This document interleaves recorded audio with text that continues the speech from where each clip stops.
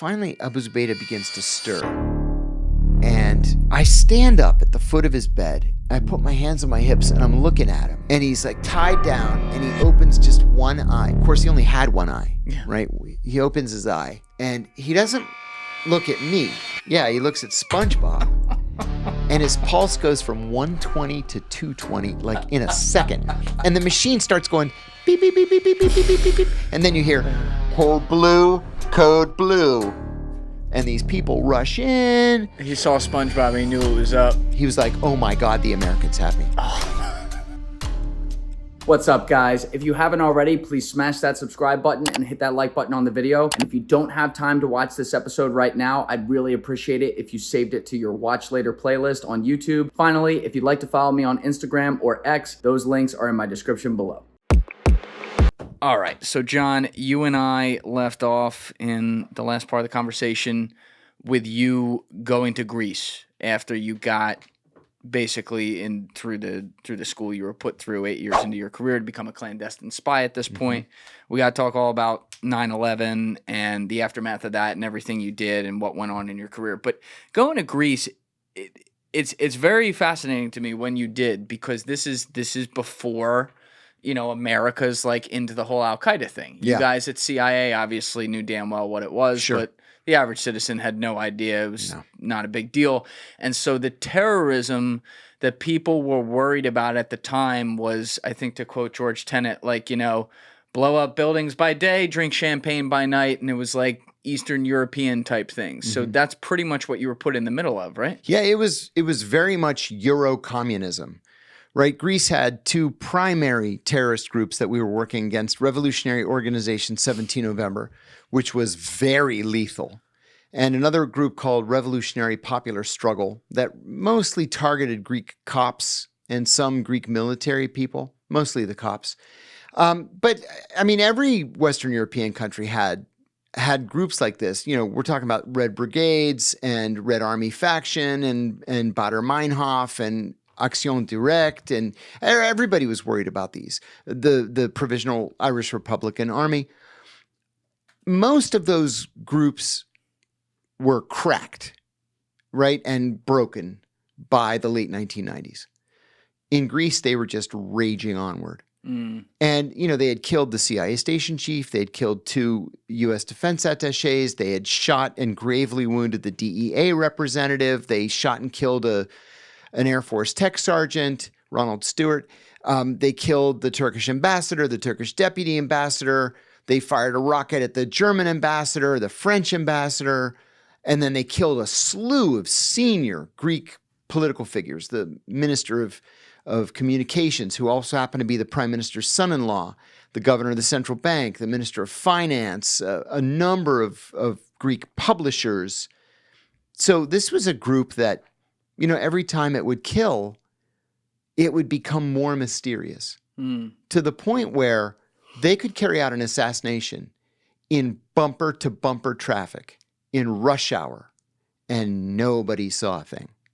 Whoa. Because people were so afraid that, you know, is this group the government? Is it the Greek Orthodox Church? Which I also heard more than once. Of course, it wasn't. It turns out 3 of the assassins happened to be the sons of a priest from up north, but it wasn't the Greek Orthodox Church. But it was so mysterious. In Greek, they used to call it the Phantom Organization because they would just disappear after carrying out their hits. So this was a real challenge. Now, when you're sent there, you had said you're sent there under like a diplomatic alias, meaning like you're working for the State Department or whatever. But are you immediately made like, are you reporting to other spies on the ground, or do you have like carte blanche to set your own missions? Like, what was the tempo? It was all very formal. So I was part of an entire branch that was working counterterrorism issues, and you know, mostly it was Greek terrorism, and we worked that issue with the Greek National Police and the Greek Intelligence Service, but there were Arab issues that, you know, nobody else spoke Arabic in you know, among my colleagues. And so I had to handle that too. And we're talking about, you know, Popular Front for the Liberation of Palestine, PFL-PGC, General Command, Democratic Front for the Liberation of Palestine, Abu Nidal, the Libyans. It was a whole slew of Arabs that I had to think about besides just the Greeks, out there trying to kill me every day. And so they were taken up. They're essentially like all over Europe, but they had a major hub in Greece. The Arabs, yeah. There was a semi-secret deal that was negotiated between various Arab groups and the Greek government in the 1980s that if they didn't kill Greeks, they could transit Athens unmolested. Yeah, which caused us no end of problems. Yeah, I can imagine. So, were you getting read in at the time? I mean, obviously you're focused on Greece, but you have a presence of an Arab terrorism presence there as well. So you're focused on that. Were you getting read in on like a lot of the things that were happening with Al-Qaeda at the time? Because it's not like they weren't active. Like they were doing things. They were around the world. very active, blowing up American embassies, attacking the USS Cole. Right.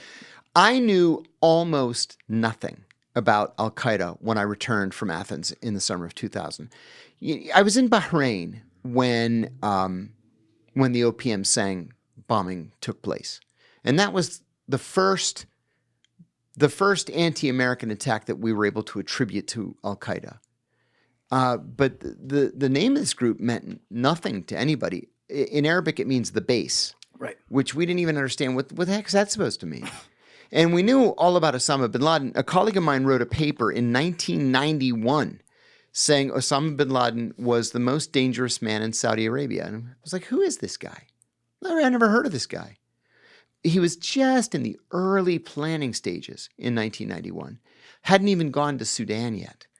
And so Al-Qaeda never even popped up on my screen when I was in Athens.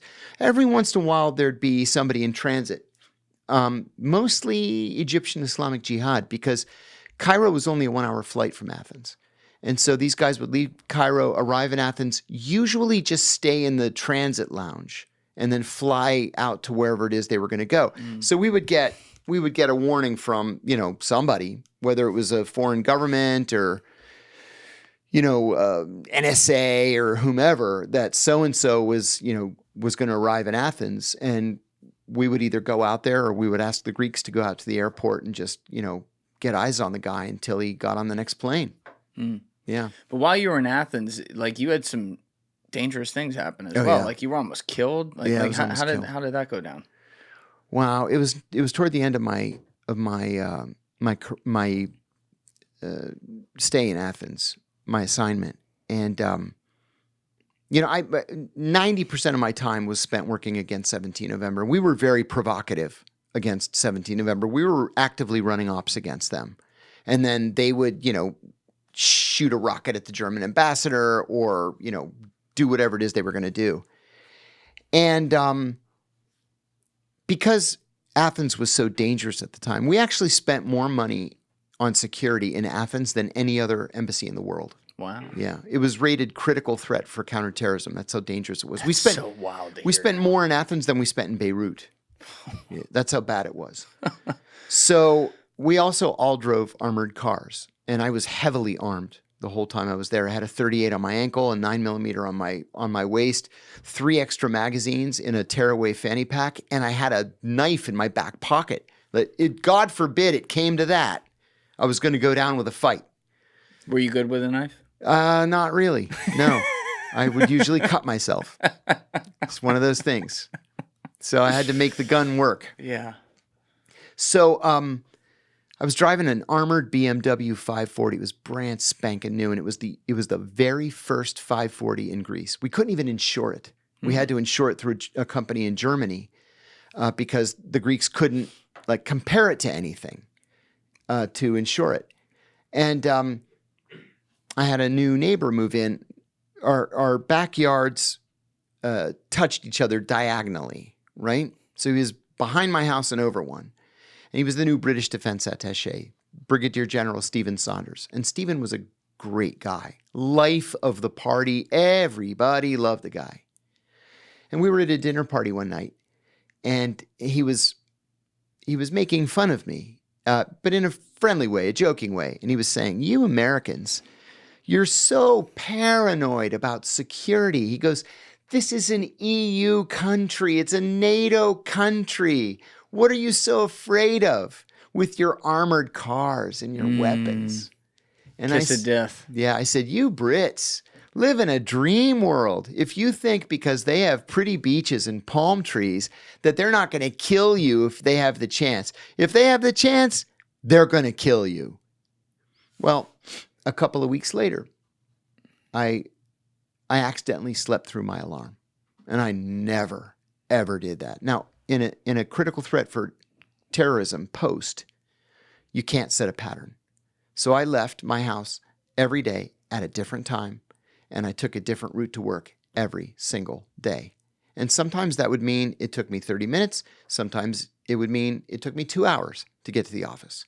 Was that like second nature, being able to do that? Absolutely. Or was there a lot of planning? And I did that because I was paranoid. I did that for several years after I left the agency, just out of force of habit, just to make sure I'm not being followed.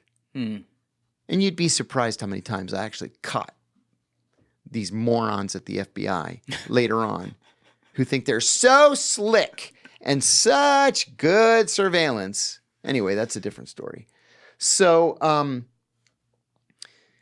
I slept through my alarm and I was like, oh my God, I got to just get on the main road and go straight to the embassy. So my house, I was in a northern suburb of Athens called Kiriakou.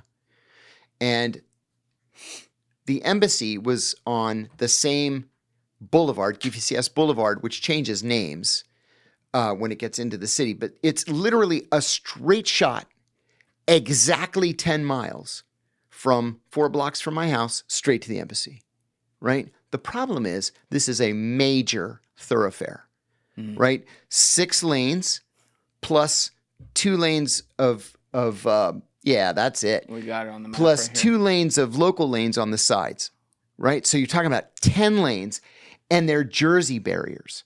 So once you're on, that's it. You're committed. You can't get off. So I'm normally driving in this, nonsensical way to get to the embassy, and there's the embassy right there, Embassy of the United States.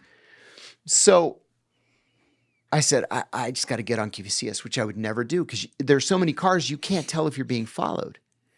And I'm worried about somebody driving up alongside of me, which they normally did, and then they shoot you with an anti-tank round. Oh. Because it goes through armor.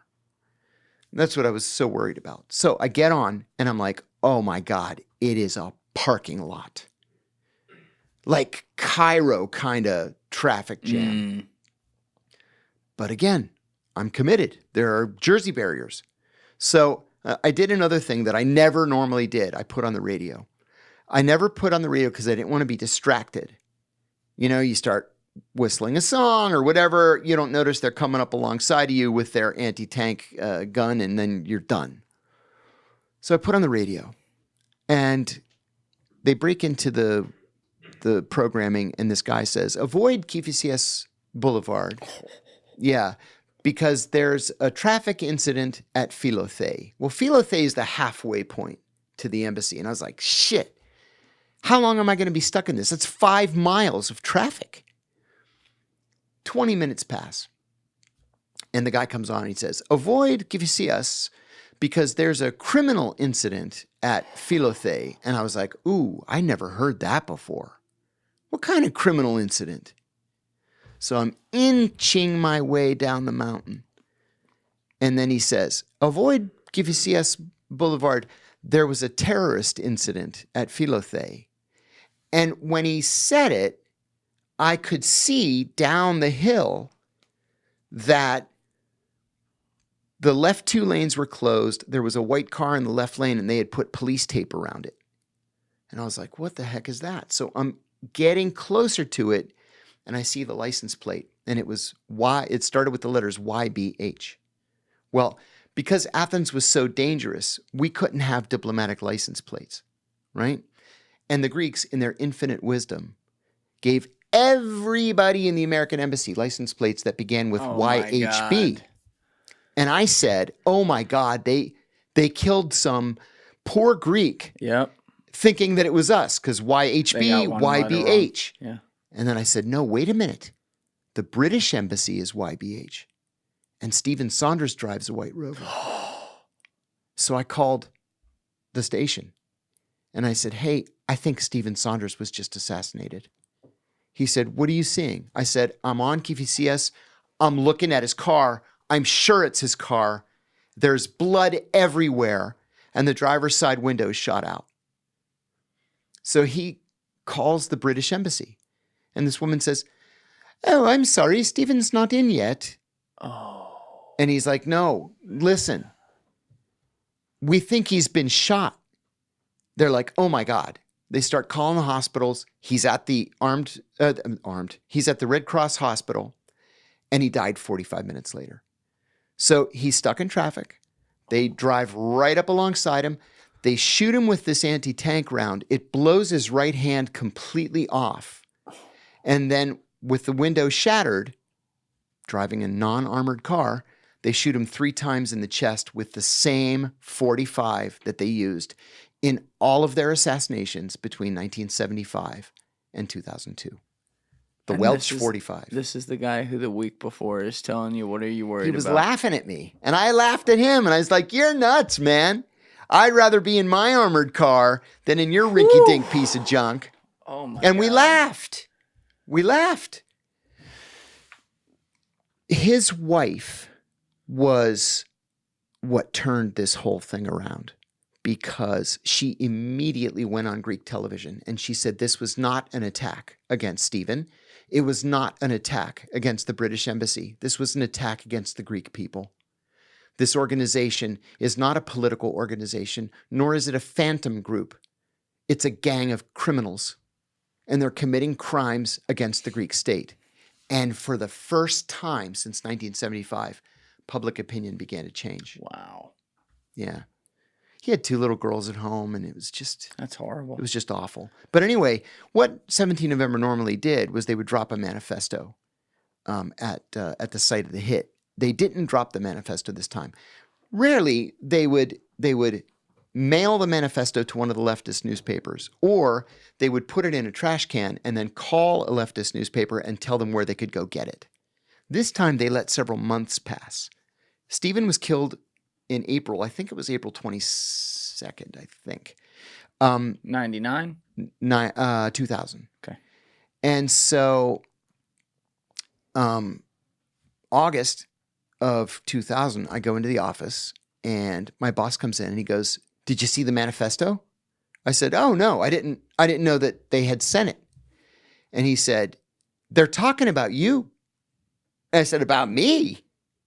I said, no. I take my safety very, very seriously. He said, dude, they talk about you. They say, "Είδαμε τον megalokataskopos." We saw the big spy, but he was driving an armored car, and we knew he was armed. And so we elected to carry out the revolutionary sentence against the war criminal Saunders. On the same road. Oh my God. All we could conclude was that Stephen was on TV all the time, new British defense attaché. He's a general. He had come from Ireland, and then he was in Yugoslavia, and he's at every party, and he's meeting with the Minister of Defense. Yeah. So he's on TV all the time. So he was easy to find. And we think that while they were watching him, they saw my plate and said, ooh, YHB, that's the American embassy. And then they noticed that my car was armored. And that's how I came to their attention. So my boss says, you got to go. I go, where? He said, home, like right now. I said, but my kids are at school. I can't go now. He said, we'll pick up your kids in an armored car. Call your wife. We're going to send another car for her. I go, wait, I can't just leave now. I got a whole house. He said, we'll pack up your shit. Just get in a car and go to the airport. So I went to the airport. They brought my wife and kids to the airport. We were on the 12 o'clock Delta flight back to New York. Never went back. I went back 2 years later when things had Settled down. quieted down a little bit. But that was a close one. I had a closer one a year later, but that was the first. What was the closer one a year later? Where was that? That was in a Middle Eastern country that Okay. the CIA won't allow me to name. Pre 9/11. Yes, pre 9/11, weeks pre 9/11. So I had a buddy who was a station chief there, and we just really, really loved each other. Just an all-around good guy. And actually, he's the one who introduced me to my second wife. And he calls me. He said, "Buddy, I got a favor to ask." I said, "Sure, name it." He goes, "We're running a double agent case out here, and the guy's just too dangerous for my people to meet with on a regular basis. He insists on speaking to the chief, and I just can't risk meeting with him. Can you come out here and pretend to be me and handle a double agent?" I had never handled a double agent before, but I had gone through the training. And I said, "Done." So I get on the plane, fly to the Middle East, and he says, "Here's the story. We recruited this guy, and he was an engineer and a contractor for a major American defense contractor. The contractor did not know that he had also been recruited by one of America's greatest enemies. And they had directed him to allow himself to be recruited by the CIA so that he could report back to them as a double agent." Oh, this is getting deep. So he didn't know that we knew that he was a double agent. So he was double agent. It gets complicated. Yeah. So I go out there and I trigger the meeting. And we meet at this obscure hotel and I'm wearing a jacket. Do we have to bleep that? Shit. Yes. Yeah. Make a mark of that? Sorry. Yeah. Let's bleep that. He said it. Yeah, we Fine. can't forget that. We'll put the... Thank you. I'll never forget that. Yeah, we got you. We got you. You wouldn't Sorry. have known. No, you're good. You're good. I spoke right through it. That's why we do it. So you meet with this guy So I in meet an with this undisclosed guy location. At an undisclosed hotel. And I was wearing a jacket. I took off my jacket so he could see I was not armed.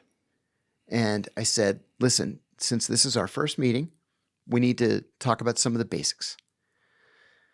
I said, "The first thing we're going to do every time we see each other is something that we call the Mad Minute at the CIA. So I ask you, are you safe? Were you followed here? Did you do a surveillance detection route? And we make plans for the next meeting. So if somebody busts down the door, we've at least gotten the important stuff out of the way." He said, "Well, what happens if they do bust down the door?" I said, "We have to have a cover story. We can say we went to the same university. Let's do that." "Okay, where did you go to school?" He said, whatever school he went to. And I said, "Okay, that's where I went to." And I came to... Oh, fuck. Sorry. It's all good. Clip it. We got it again. So I came to this country and... Just make sure on those, Alessi, just flip the camera to me in the post edit when he's saying it, and he'll bleep it out. We're good. I'm sorry. It happens all the time. With you spooky guys. Yeah, sorry. So I came to this country. We ran into each other. We decided to hang out. That's it. Okay, that's our cover story. And I said, next thing we have to do is I want you to go out and get a post office box. So if there's some reason why we can't speak on the phone, I'll be able to message you through the post office box, and I want you to go there and check for mail once a week. He said, "Okay, will do." So we made plans for our next meeting, and I said to him, most importantly, you need to do a surveillance detection route to our meeting and home from our meeting. Do you know what a surveillance detection route is? He says, "I think so." I said, "Okay, here's what we're going to do. I want you to go from, let's say, your house to point A. And at point A, let's say you pick up your dry cleaning. And then you go to the second stop and you buy a light bulb. And then you go to the third stop and you buy some pastries and you make sure you're not being followed. And then you can come to the meeting. But once you finish the second stop, get off the main roads and then use lesser used roads. And then from the final stop to the hotel, just take some crazy way that doesn't make any sense." He said, "Great." So he said to me, just so I can be sure. So you're the chief. And I said, I'm the chief. He said, nobody higher than you. I said, you got the boss, Duke. I'm the chief. So I said, I'm going to give you my phone number. I had what back then, and we're talking about, 23 years ago, it was called a tri-band cell phone. So it was good in every country in the world. We bought it in that country, and it acted as a satellite phone. So he would call a local number, and it would ring no matter where I was in the world, which was not a novelty back then. But he wouldn't have any idea if I was in that country or if I was, somewhere else. Got it. So I pretended to live there. And what name did you give him? You have like a fake name? oh, yeah, you always use a fake name. Yeah. Yeah. I actually used my colleague's real name because remember, I was supposed to be him. And he's on And he used his real name. he was on the diplomatic list. Oh, okay. Yeah. Got it. So this went on for months. I would meet him every few weeks. We would always meet at different hotels, different locations. And I would get a little deeper and deeper and deeper in my conversations with him. What kinds of things were you trying to get from him without going into classified details? He was a member of a minority sect, and he had friends and relatives who were active members of a terrorist group that sect kind of adheres to. And so I wanted that. Got it. So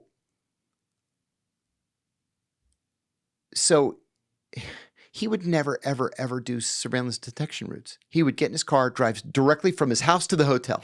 And we have like 4 teams of guys on him. And he would never see any of them. And then he would leave our meeting and go directly to this enemy country's embassy. Directly. Without stopping. No turns, no surveillance, nothing. And we got teams on him. And on top of that, we're on his phone. Because I said, let's exchange phone numbers. Okay, so now we have his phone too. Yeah. So this went on for about 6 months. And I happen to be in Washington. And I get this hair on fire cable from the embassy, from my colleague. And he says, they're on to you. And I said, how? He said, well, actually, it's my fault, he said. They're on to me. He said, they were in the hotel lobby last time. And they got a picture of you. And they said, we know who the chief is. And that ain't him. I said, okay. So we take it somewhere else. We take it to a neighboring country, the next meeting. He said, no, dude, they've ordered him to kill you in the next meeting. I said, get the fuck out of here. I said, this guy's afraid of his own shadow. He's not going to kill me in the next meeting. You sound like that guy in Greece now. Seriously. They'd never shoot through my come armored on. car. So I'm at headquarters and they're like, operation's over. I said, wait a minute. Let's not be hasty here. You send me back in, goddammit. We can seriously disrupt this group. Like seriously dismantle it. So I said, hear me out. There's a Marriott in this country. Okay? Every Marriott is designed in exactly the same way. As soon as you walk in, the bathroom's on the right. Right? Really? As soon as you walk into your room, yeah. As soon as you walk into the room, the bathroom's on the right. Interesting. I said, how about this? We tell them that the meeting's at a Marriott. We get adjoining rooms. Our foreign intelligence liaison comrades and our guys are in the neighboring room. I'll prop the door open with that security lock. Yeah. Tell him where to come and what room I'm in for the meeting. When he comes in, I take him down because I'm going to be in the bathroom. I come right out of the bathroom, take him down. You guys bust in from the next door, the next room, and we got him. They're like, I don't know, it's risky. I said, I'll wear a vest. How about that? Under my shirt, I'll wear a vest. Okay, they agreed to it. So it got unfriendly. So I go out there and we have like 6 guys in the lobby. Well, the bad guys have 6 guys in the lobby. Oh, shit. And our guys are looking at their guys. Everybody's armed. They all know, too. They all know. Like, this is the day that they kill me. So I'm up in the room. And my guy's calling me saying, you wouldn't fucking believe what the lobby is like right now. He got a gun. Yep. He got a gun. Yeah. And Everybody got guns. So do we. So they text me, he's coming in right now. So the source calls me. Do you have chloroform? No. No? Well, I'm getting there. Okay.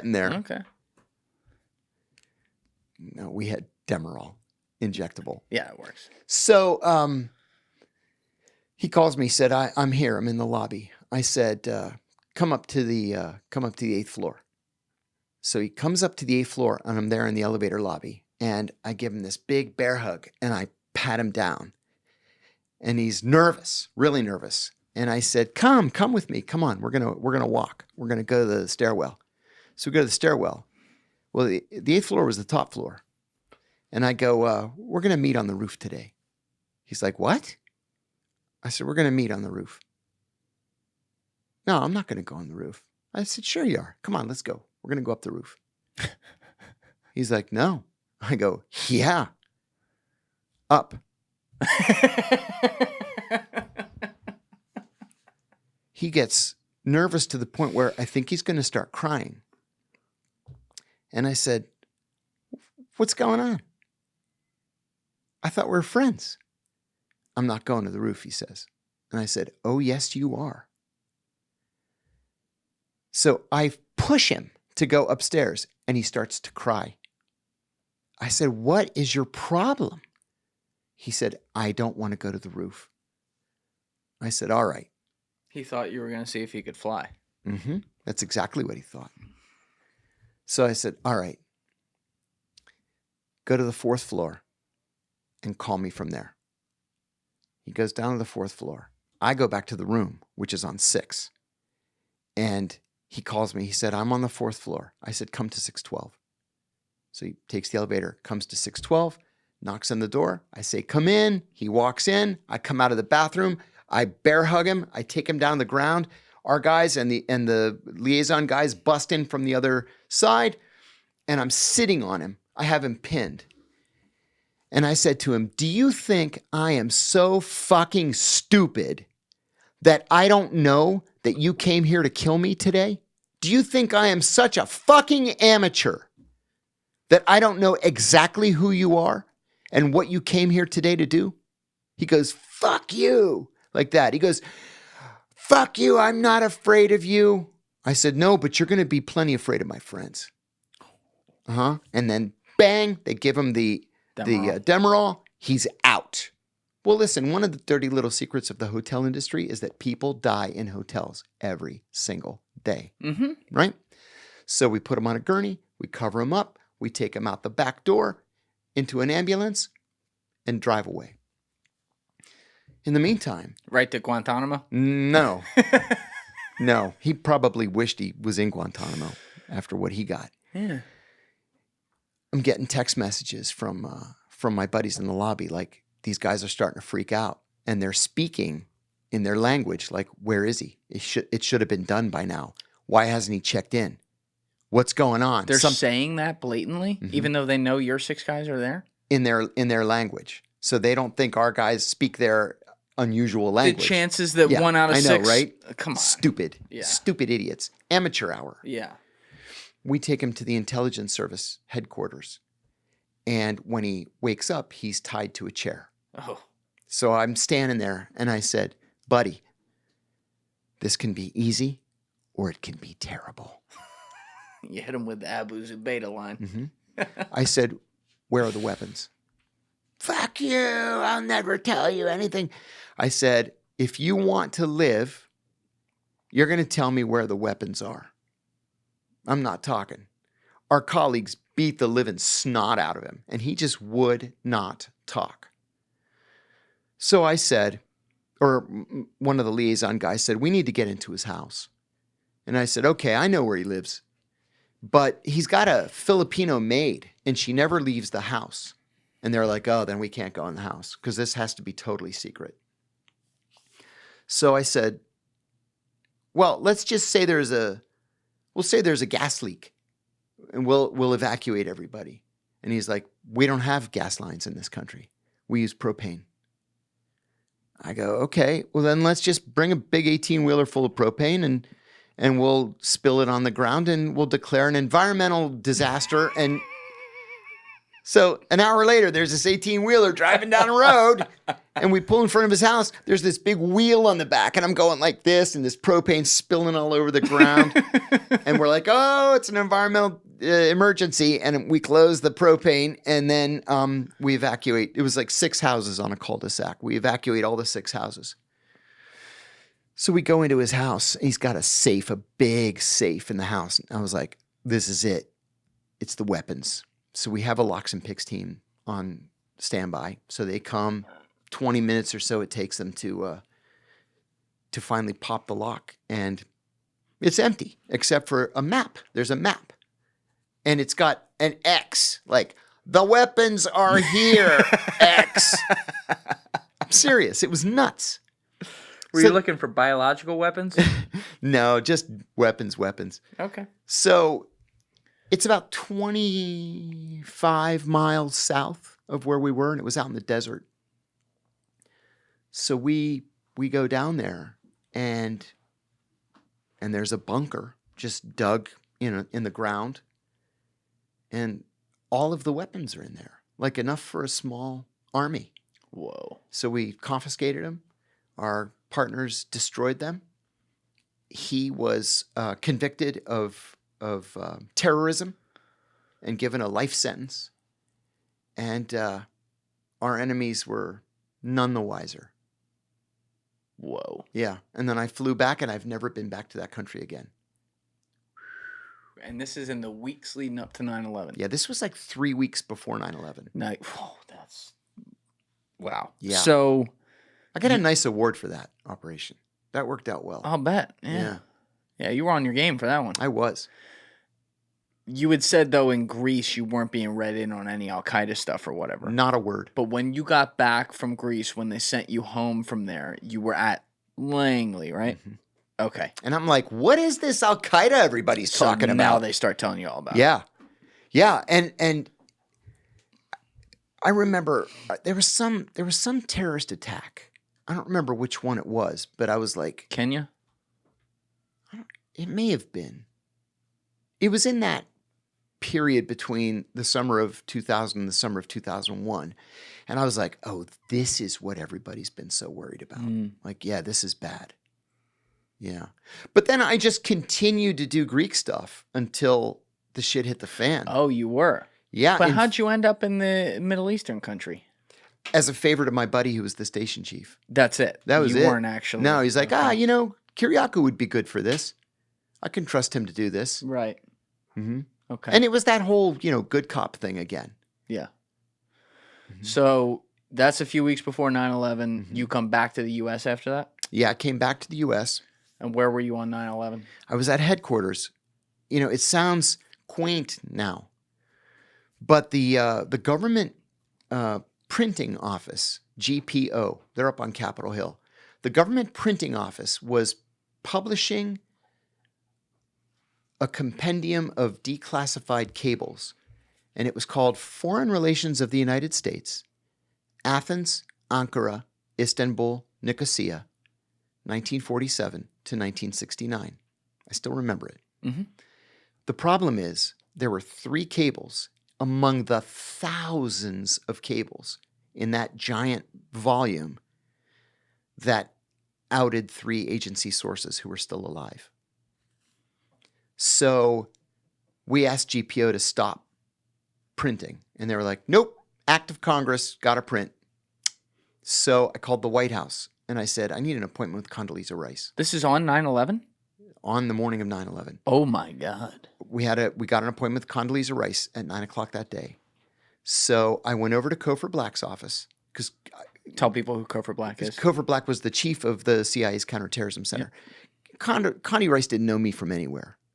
But she and Kofor were, longtime colleagues. He had met with her. We'll get into this. Oh, He had yeah. met with her a bunch before 9/11, telling her it was going to happen. Guys, if you're still watching this video and you haven't yet hit that subscribe button, please take 2 seconds and go hit it right now. Thank you. So I get a call from the driver saying the car's ready to take us to the White House. And we were just going to ask Condoleezza Rice to just please don't publish these 3 cables, right? Just take the cables out or black out the names or whatever. Just don't publish these because then we're going to have to offer these guys $1 million each or relocate them to the States. And they're all like 90 years old by now. So we didn't want to do that. So I go over to Kofor's office to tell him that the car's ready. And his secretary has a TV, a little TV on her desk. Now, back then, we couldn't watch TV on our computers, right? And one of the World Trade Center towers is on fire. And I go, what happened to the World Trade Center? And she said, a plane flew into it. And me, because I'm an idiot, I said, you know what? That happened once before. It did. Empire State In Building. the 30s, the Empire State Building was hit by a plane, but it was really foggy and rainy that day. It's so crystal clear today. Like, how can you not see that you're flying into the World Trade Center? And just as the words came out of my mouth, the second plane hits. Where's Kofor? In the office? He's in his office, oblivious to any of He this doesn't happening. even know this is happening. No. So she turns to me and she says, did you see that or did I imagine it? And I said, we're under attack. And I ran back to my office. I said, guys, two planes just hit both towers of the World Trade Center. I think we're under attack. So they ran back up to Kofor's office. Now, you have to imagine this absolutely enormous office that has about 150, cubicles in what we call the bullpen. And then around the perimeter of the office are all the private offices. So you've got the director of the Counterterrorism Center, the deputy director for operations, the deputy director for intelligence, the deputy director for military, and then the division chiefs. Eerily similar to how Wall Street's set up. I believe that. Yeah. So everybody's gathered. There were TVs above Kofor's office on a bunch of different networks. BBC, the Russians, the French, MSNBC, CNN, Fox. I think Fox was around back then. Yeah, Fox and CNN were around. Yeah. And it's just silence. So imagine there are 200 people standing there. And then somebody shouts, will somebody please lead? And it was like someone had slapped Kofor in the face. And he's like, you go to the director's office. Tell him this. You go to security. You go to operations. And starts barking out orders. So the rest of us are standing there like, what do we do? And then someone said, everybody, I think we should assume that we're probably a target. And it hadn't occurred to anybody. There are still 2 planes in the air. Yeah. Right? Then the Pentagon gets hit. Well, we all had friends at the Pentagon, close friends, colleagues. It's like, well, now what? The next one's either for us or it's for the White House. Abu Zubaydah later said, he kept saying the White House, but pointing to a picture of the Capitol building. And he kept saying that the White House we were going to hit the White House because it was the bastion of the Jews. And he kept pointing to the Capitol dome. So, I know. It's like, so a security guy came in and he shouted, everybody evacuate. And nobody budged. And Kofor said, I guess we'll just have to die. Yeah. So he came back in an hour or two later and he says, if you don't evacuate, you'll be arrested. And Kofor said, everybody just go, get out. Well, I mean, there are, I can't say the number of people, but there were more than 10,000 people in headquarters, right, that day at any given time. Yeah. 10,000 people all leaving the parking lot at the same time. Yeah. It took me 3 hours to get out. It was so bad, I had to abandon my car on the George Washington Parkway and walk the rest of the way to my house, my apartment. My then girlfriend, who became my wife, met me at my place. My place was closer than hers. Had she been at headquarters too? She was at headquarters too. And she's like, what are you going to do? They're telling us to evacuate. And I said, nobody's moving. And if I'm not going to evacuate, we have work to do now. And she's like, they're telling us we have to go. I'll meet you at your place. And I said, okay. So we met at my place. We went to the roof. We watched the Pentagon burn for a while. And then I said, this is ridiculous. We should give blood. We should try to give blood somewhere. So we went to a couple of there were bloodmobiles set up. But the lines were so long, they said, it's going to take us 24 hours to get through these people. And I told her, listen, take my keys. I'm going to walk back to headquarters. And so... How far is that? It's about 7 miles. So my car was like 4 miles away. I walked back to my car. I drove across the median. It was still there? Oh, yeah, it was still there. It was chaos. Yeah. And I'll tell you, after I abandoned my car... Surprised it wasn't looted. Oh, no. Everybody was nuts. They were just trying to get out. Mm. There were a lot of cars that were abandoned. A lot.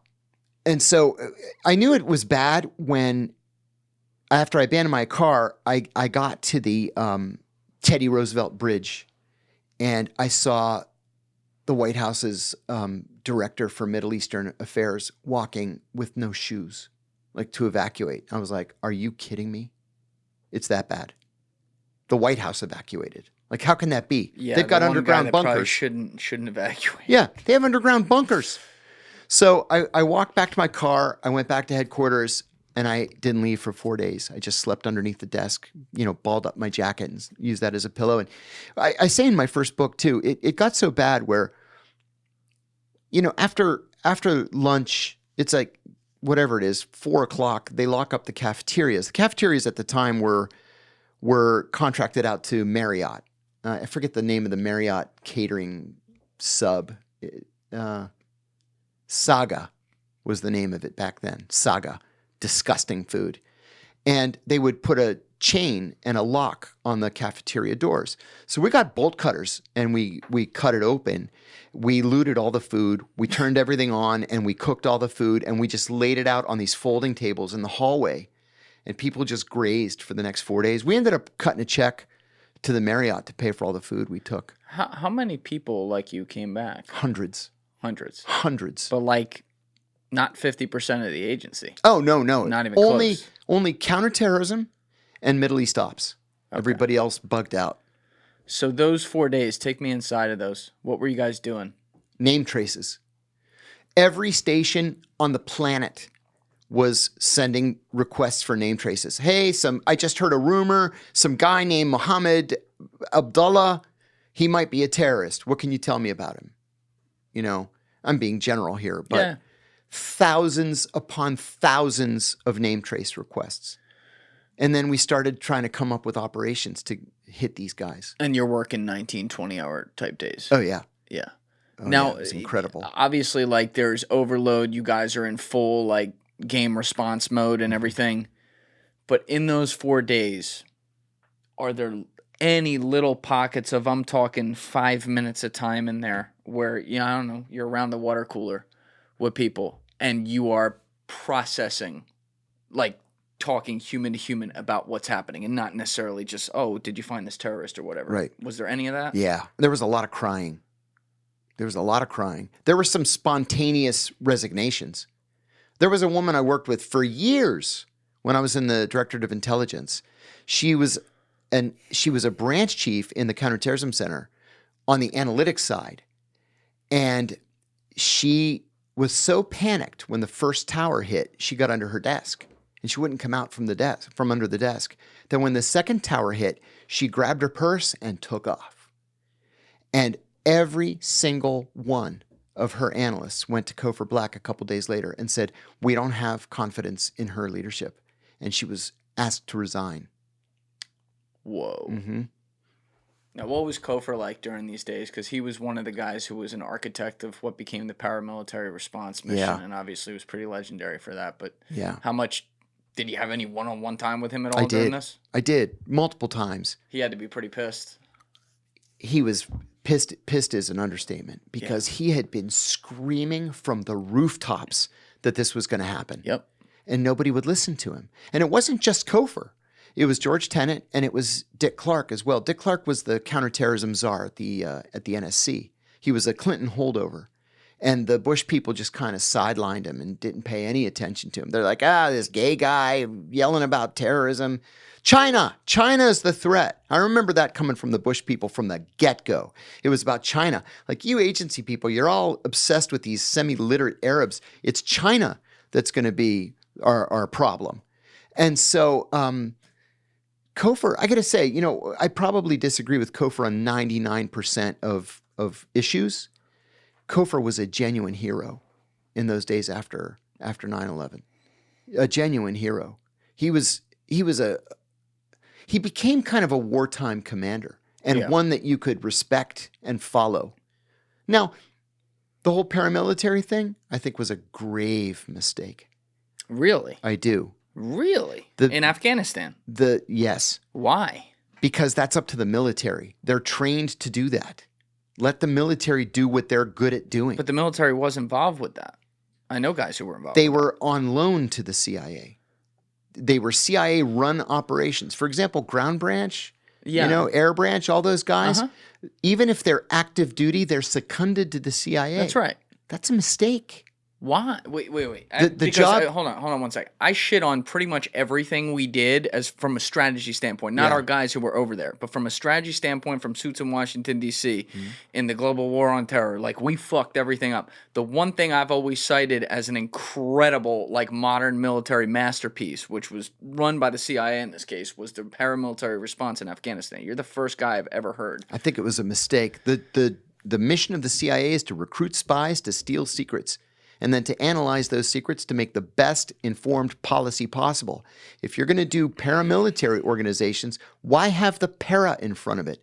Let the military do what it's good at doing. So you're just saying you think it was a mistake from a order of business standpoint? Exactly. Okay. All right. So I'm glad we did it. Those guys are awesome. I mean, you have to have people like that. But you would agree that the end result of what they did at the beginning, I'm talking about the beginning stages here, people, not where it ended up. Heroic. Yeah, it was pretty unbelievable what they did. Totally unbelievable and absolutely necessary. But don't you think in a time like that, and I want to come back to actual 9/11 in a second and some of the buildup, but in a time like that of a quote-unquote unprecedented situation, sometimes like, the job titles are going to have to get blurry? No. I would rather these guys answer to the Joint Chiefs of Staff than answer to Jose Rodriguez. Oh, I see where this is going now. Okay, so you some of the characters who you think were given power in that you don't. Well, like. there's no oversight. Yeah, none, zero respect for the law. Can you expand upon that? Sure. Just as an example, something that you and I were talking about offline. You carry out an illegal torture program and you videotape it, okay, at a secret prison somewhere overseas. The White House gets wind of it and they say, okay, what you did was over and above what we approved. It's probably illegal. We may need to prosecute some of your people. We heard that you taped it. So whatever you do, don't destroy the tapes. And then Jose Rodriguez says, destroy the tapes as quickly. Destroy the tapes as quickly as you can. Ay, caramba, there are tapes? And he put never holding the water. Never. He came out to Pakistan when I was there. He came with Kofor. You're talking about the godfather of the black sites, by the way, just for people following. Yes, he's the godfather of that's a great way to say it. Yeah. He came out to Pakistan when I was there, and so I took them over to our liaison partners to me, and it's very, very senior level. We're talking 4-star generals, and the Pakistanis have this funny. It's a very Pakistani phrase that there was a great hue and cry, right? It's like a 1940s, 30s era. Yeah, yeah. So they say there was a great hue and cry. I am telling you, sir, there was great apprehension amongst the people. This is a historical representation of a real story. It's not racist. YouTube. No, Don't this is just the way it was. us. And Jose says, there was a hue and a cry. He's mocking them. And they said, yes, sir, great hue and cry. Very controversial. And he's like, the hue I understand. The cry? This is serious. And I was like, fuck you, man. What's wrong with you? You flew halfway around the world to mock these people who are putting their lives on the line for us? What the fuck's wrong with you? Of course, again, my job is to sit quietly against the wall and take notes. So afterwards... What year is this? Like, This was January of 2002. Okay. Yeah. Quick question. I'm not disagreeing with you on this point. Not at all. With him. But again, back to, I'm talking the 8 weeks after 9/11. The paramilitary stuff, not the black site stuff, not all that. Yeah. That's a separate issue. Mm-hmm. Right? Like you're to me, maybe I'm misunderstanding this, but you're raising the point of like, oh, a Jose Rodriguez, a guy like that ended up getting power over in the Middle East. Are you saying because they set the precedent with that paramilitary thing at the beginning? Yes. Okay. They created a monster without realizing that they were creating a monster. I see what you're saying. I can't even believe I'm going to say this out loud. I remain all for targeting people who pose a clear and present danger to the United States. Yeah. You have to. Absolutely. That's how we keep our people safe. Yes. But there has to be a chain of command. It can't just be black and not open to oversight or to legal authority. Right. At the end, somebody has to answer to our elected officials. You know, we have House and Senate intelligence oversight committees for a reason, because we made this mistake in the 40s, 50s, 60s, up to 1975. And, you know, to me, in a lot of ways, we repeated those mistakes. Like, you give a guy who I believe is a psychopath, Jose, who enjoys killing for the sake of killing, because he thinks that's, you need people to do these dark things in shadows. And no, actually, you don't. You need to inform the congressional oversight committees, we're going to do this operation because it's going to keep Americans safe. You can't say, hey, can I do this one operation? And then they say, yes, you can do that one operation. And then you do 10 times more than that. Right. And then destroy the evidence and say, yeah, what are you going to do about it? What are you going to call the FBI? You going to report me? You going to write a strongly worded memo? That's just not the way. That's not the way a civilized society should work. Was Jose Rodriguez the least favorite guy you ever worked for? Yeah. He was just uniformly unpleasant. He had no sense of humor. Even his peers, the deputy directors, didn't like him. He's not a guy you would want to go out and have a beer with. How did he get to? I mean, he got high up, obviously. How did he get to that point? A couple of different ways. He was actually quite good in operating in very difficult environments, almost exclusively in Latin America. And his best friend in the world was Kofor Black. Oh, they were really tight. Mm-hmm. And you like Kofor? I loved Kofor. I thought he was just great. Did you ever talk to Kofor about Jose? Great leader. Absolutely not. Not my place. That's interesting, though. Not so my they place. were really tight. Kofor kind of was disrespected at the end. In a disaster like 9/11, somebody's got to be the fall guy. And they decided, it's going to be Kofor. Why? Who else is it going to be? George Tenet had ingratiated himself with the president, so it wasn't going to be George. George was protecting all of his deputy directors. He had handpicked all of them. Jose was too low on the totem pole to take the heat for it. Had to be Kofor.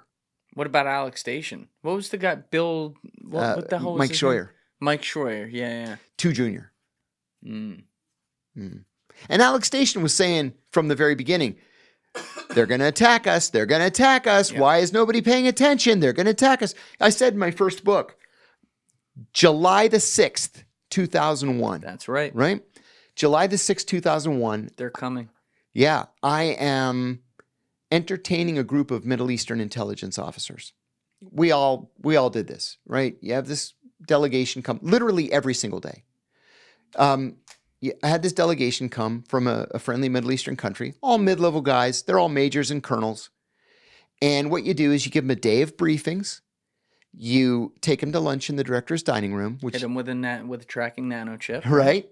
You implant the nano chip in their brains, and then you have a photo op with the director, and then you exchange gifts, and then you take them to a fancy steakhouse and spend $1,000 on dinner, and then they go back saying what a great time they had at the CIA, and it's great for relations.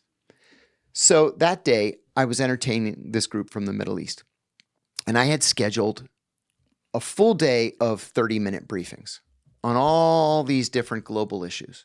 One of them was Al-Qaeda. And so I asked a junior analyst to come in, just give us a 30-minute thing on Al-Qaeda. Instead, in walk Kofer and the director of operations for Alex Station. I stood up and I said, gentlemen, this is Kofer Black. He's the director of the CIA's Counterterrorism Center. And this woman is the director of operations. I was shocked. Kofer sits down and he says, straight out, something terrible is going to happen. We don't know exactly when or what, but it's going to be an attack that's unprecedented. Yes. He had just said this to Condoleezza. He had just said it. Yep. And he said, I beg you, if you have any sources inside Al-Qaeda, please help us. And silence. Whoa. Silence. They didn't have any sources in Al-Qaeda. They didn't? No. They were just, nobody did. They were just as shocked by the directness of this briefing as I was. So at the end of the day, I send these guys back to their hotel. We're going to go out to dinner at like 7. So I go to Kofer's office to thank him for taking the time. And I said, Kofer, I got to ask you, I'm not working on Al-Qaeda. Was that just for their benefit to sort of shake them up? Or were you serious? He said, oh, I was serious. Something terrible is going to happen. And then as soon as I saw that second plane hit, I was like, oh man, this is exactly what he was talking about. Yeah, this is one of those things, you know how the internet is with 9/11 and stuff. And it's one of the topics that I always get body bagged on. Oh, me too. When I try to talk about this. I take it on the chin and I give it right back. So there's no doubt to me that evidence suggests that other intelligence agencies around the world, and I'll leave it at that, had some prior knowledge of what was going to go down here. Well, there were 2 we can go ahead and name. Go for it. Yeah, the Israelis and the Saudis, up to their necks. Oh yeah. Uh-huh. And both wanted it to happen for different reasons. I love your directness. That's you took the words right out of my brain and put it on the mic there. Well, so let me add something, if I may interrupt you. Please, go ahead. When we caught Abu Zubaydah in March of 2002, Which we'll tell the story of. Yeah. we also confiscated his diary. And I use the word diary loosely. He's like writing letters to himself and shit, right? So it was an address book, it was a diary, it was a doodle book, but he was writing these letters to himself as a young man. So it's the 27-year-old Abu Zubaydah writing to the 14-year-old Abu Zubaydah saying, don't make the mistakes that I made, treat our father with respect, be kind to that girl next door that you were rude to, that kind of thing. The FBI concluded, because they are so wise, that they were the rantings of a madman. No, he's just very creative. He was not a madman. Yeah. But the important part of this is in the address book part, there were the names and cell phone numbers of 3 Saudi princes. Mm-hmm. So to make a long story short, we went to the Saudis and we said, we're going to start killing people. And some of them may be named Al Saud if you don't get on the stick. Well, within a week, all 3 of them were dead. One died of 43 of a heart attack. Yeah. Mm-hmm. One was killed in a single car accident on the Riyadh-Jeddah highway. Right, his brakes didn't work anymore. And one died of thirst while camping in the desert. Yeah. Mm-hmm. All right, so I bring this up because it's very well documented that the CIA and FBI did not share information because there Correct. was strong. I mean, you've hinted at that all day. We hated obviously. each You other. guys hate each other. So John O'Neill, who was a very brash, flawed guy Yeah. at FBI, Counterterrorism New York. If you've Deputy Director of the FBI and Special Agent in charge of the New York field office. Right. So if you've ever seen the series The Looming Tower or read the book by Lawrence, what the hell is it? Lawrence. Oh my God, that's horrible. I can't Yeah. remember his last It's a name. great book. Lawrence Wright. That's it. Yeah, Lawrence Yeah, Wright. yeah. Excellent. Classic book. Excellent book. So John, all his flaws aside, was spot on about Osama bin Laden. Yes, he was. Pounding the table about it forever. 100% correct. Bill Shore is that his name? Mike Scheuer. Mike Scheuer at CIA 100% correct as well. fucking hated him. Yep. And so there was a lack of sharing there, including guys who the intel that CIA had about guys who were in America, Correct. going to flight schools and whatever. So it's a very bad look for CIA. And it's deeper than that even. Please. The CIA and FBI computer systems were incompatible. What? Yeah. So if I'm in the CIA and I write a cable and it's a finished intelligence report, it goes to the CIA, the State Department, the Pentagon, the White House. It can't go to the FBI because the FBI computer system is not set up to accept CIA cables. Oh my God. And when the FBI writes a cable, it can't be sent to the CIA. That's how much we hated each other. Holy shit. Now, that's changed, Right. but this is what we were dealing with on 9/11. Right. So point being that there's a total communication breakdown there, and that you would definitely file that under the subject matter of like incompetence when you're looking at doing an autopsy of what happened. Definitely official incompetence. Okay. When people run just because I think it makes them feel good to say online, the CIA did 9/11, I have to look at evidence here. And I say this as someone who thinks the CIA has done a lot of awful shit over the years, and we've seen it publicized for sure, and we'll always call that out. Absolutely. We've talked about JFK on here, we've talked about MK Ultra. Yep. But on this one, when you see guys like Cofer Black and George Tenet, there was a meeting on July 6th, like you talked about, and there was another one in August at the White House. I want to say George was at the one in August, but Cofer Black, I believe, was at both of them. The fucking leaders of the CIA went to the White House, it's on record, Yes. and said this is going to happen. They didn't necessarily say it's two planes going into the World Trade Center. No, because we didn't know the detail. But they knew it was fucking coming. And the issue when you look at it is that it took the fucking Clinton White House like 6.5 years to start taking Al-Qaeda seriously. Yes. And here you had a White House that was certainly a very flawed White House, only 8 months in, and they're like, we'll worry about that later. Condi Rice was one of the worst offenders. She's like, you guys, you're obsessed with this Al-Qaeda. Yeah. So when you see the 20, almost 25 year aftermath now, 23 years, whatever it is, where over time, this is, as you get farther and farther away from an event, you get people who were maybe young that are now coming of age who didn't see it happen, right? Now they look at the evidence. You see a lot of information float online from all different sources, ranging from total morons to people who may have had some security clearances or whatever, and you get this batch of different opinions about what the inside job was. And certainly, as we discussed, there was certainly some inside information here that was not shared, and it's a very corrupt day. But when you see, as someone who has every reason to also not like the CIA and maybe some of the power structures that exist there, when you see so much of the American public pin it specifically just on the CIA, how does that make you feel? It makes me lament the fact that there is so much intellectual laziness in our country today. Yeah.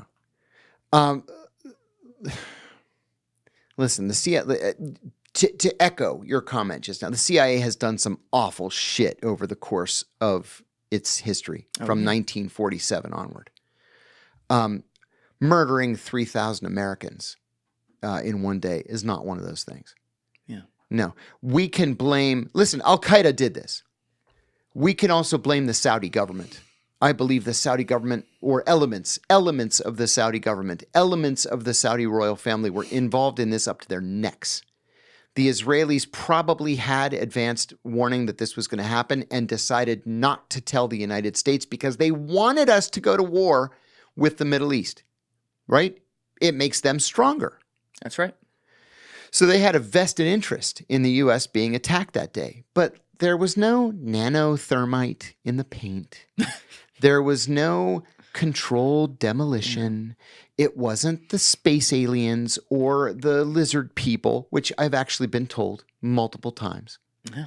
Yeah. It gets out of hand, man. It was Al-Qaeda. Yeah. But you're there those next 4 days because I believe the paramilitary operation started maybe 5-6 days later. Yes. Something like that. So you're a part of the planning for that, right? No, that was happening very, very secretly. And it was an absolutely heroic group of guys, all of whom were known to us. They just kind of disappeared one day, a couple of days after 9/11. And they were airdropped into northern Afghanistan. We talking ground branch guys? No, it was a bunch of middle-aged guys who knew how to ride horses and shoot guns. And they weren't all CIA. No, they weren't all CIA. We got a podcast coming up about that next year. Just stay tuned. A couple of them have written books. Or maybe one of them is written. Two of them have written books. It remains pretty highly classified, but these guys put their lives on the line to create that early relationship between the CIA and the Northern Alliance that would allow us to overthrow the Taliban and to force Al-Qaeda out of the country. What did after those 4 days are up, I guess you went home finally? Yeah. You take a couple days off or? No. I was going to say like a few hours. In fact, nobody took any time off to the point where Congress had to waive the federal regulation that you can only accumulate, I forget what it was, 2,000 hours of leave or something like that. Yeah. They took the cap off, and they also took the cap off of overtime. Oh my God, the overtime. It's like they're bringing you money in a wheelbarrow. Payday. I bought a house. Just from Pakistan, man. Listen, Pakistan, I'm making my salary, which was a good salary. It was enough for me to live on in DC. When did you first go to Pakistan? January 6th. Okay. 2002. January 4th, 2002. Real quick, just before Pakistan, because I want to get there right now. Those 3 months, what are you doing before that? Al-Qaeda. Just in the office at 24 hours a day, yeah. Mm-hmm. Any major breakthroughs you were a part of that you can talk about? There were a couple things I'm actually pretty proud of. Okay. What were they? I probably can't say. shouldn't say. I'll say one was domestic, which kind of shocked everybody. I was very proud of that. And then there were 2 overseas that I was proud that it just never occurred to anybody that there are Arabs in some of these places that I probably shouldn't say, but right. I did well. But on a broad level, I guess the things you're referring to are identifying people who were terrorists and us being able to get them. And we started looking at Al-Qaeda's finances. You know, you gotta disrupt the finances on top of it. All these people are getting paid. I mean, even if it's only $200 a month. How were they paying people? It was Osama bin Laden's personal money. Yeah, but how were they getting, like, okay, Osama bin Laden's sitting in Afghanistan and he's getting money to some asshole in fucking Bulgaria. A lot of it was banks in places like Sudan or Pakistan. A lot of it was what's called the Hawala system. Do you know what the Hawala system is? I don't think so. Oh, this is a problem. Years later, when I was the chief investigator on the Senate Foreign Relations Committee, I did a study on the Hawala system. I flew out to the Middle East, and I talked to some UAE senior police officials about the Hawalas. Hawalas are informal, unofficial money transfer centers.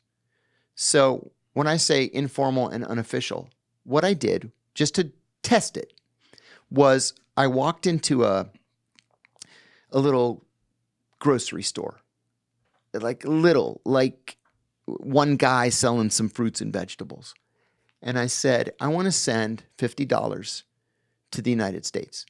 And he said, where in the United States? I said, Washington, D.C. He says, okay, give me the $50. I give him my 50. He gives me a 16-digit number, just written by hand on a piece of paper. And he puts an address of an Arabic bakery in Bethesda, Maryland. And he says, this is where you get your money. Whoa. So I fly back a week later. I take the subway up to Bethesda. I go into this Arabic bakery, and I said, I need to talk to somebody about picking up some money. And I give him my 16-digit number. He looks in this ledger, and he gives me whatever it was, $46 from my 50. Totally, completely untraceable. Now, I only did $50 just to see if it would work. Whoa. And it worked. But they're doing, hundreds of thousands in a single transaction. They're doing millions. And the way they move the money around is by DHL. DHL? DHL will still deliver boxes of money. Oh, like the company DHL. Yeah, DHL. FedEx won't do it. UPS won't do it. DHL will do it. So I was like, we got to shut this thing down. So Osama bin Laden's just like DHLing his money around the world. Mm-hmm. Whoa. That's like it's not hairs on not your good. skin standing up. Yeah. So for 3 months, you're helping identify all this stuff. And then is this when you were first approached about enhanced interrogation? No, that was later. That was later. So I went to Pakistan in January of 2002, had wild, crazy success there. And I went back to headquarters in late May of 2002. And that's when I was approached. Okay, but the wild, crazy success was Abu Zubaydah. Yeah. And all that. Okay. So you get into Pakistan. What was were you like the highest ranked CIA guy there? Yeah. Well, in counterterrorism. Okay. We had a chief and a deputy chief. And so they're sending you to Pakistan, and what's the objective? Just like try to find any HVTs we can get? Any of them. Now, we're bombing the shit out of Tora Bora at the time. We knew that the whole Al-Qaeda leadership was in the village of Tora Bora, or the environs of the village of Tora Bora in eastern Afghanistan. And so we're just bombing them mercilessly. And they're crossing the mountains into Pakistan and looking for safe haven there, safe houses, any way they can just get away from the bombing. Did you guys already believe bin Laden had made it into Pakistan at that time? No, we thought he was held up in Tora Bora. Now the story is pretty famous. We had CENTCOM had a translator who was in touch with Al-Qaeda fighters on the mountain, and he said, "You're surrounded, and we're going to kill everybody unless you surrender," which is what General Franks had instructed him to say. And the Al-Qaeda person he was talking to said, "We will surrender at dawn if you let our women and children come down." And so we stupidly agreed to that. So the women and children come down. We start expecting at dawn for bin Laden to give up, and the rest of the Al-Qaeda leadership to give up. Instead, nobody comes down. And here, during the night, while we're waiting for the women and children to come down, they dressed as women, went down the other side of the mountain, and escaped. Including bin Laden? Bin Laden, we later learned, was dressed as a woman and sat in God. the back of a pickup truck and escaped. Mm-hmm. He was like 6'4". Yeah, It's a tall fucking woman. you can say that again. Big feet and everything. So you go into Pakistan. Take me into like day one there. You Oh. get on the ground. What are you doing? Day Who one. are you talking to? Oh my God. Day one, I arrive at 4:00 in the morning from London. It's a beautiful country, though. It is actually a beautiful country. Their food is fantastic. I gained a lot of weight there just In because. Pakistan? Yeah. I even, when I went back home, I even dreamt about Pakistan. I loved the place. It's rough. You have to accept the fact they're trying to kill you, and you accept the fact that you're going to catch some god-awful disease. And if you just accept it, just surrender to it, you'll actually enjoy yourself. Huh. Yeah. Not on my list of places to go, but maybe I'll reconsider. That's a no. That's a don't you fucking dare. So I arrive at 4. The driver says, I'll pick you up at 7 to take you in. I said, oh, God, please, let me sleep till 8, please.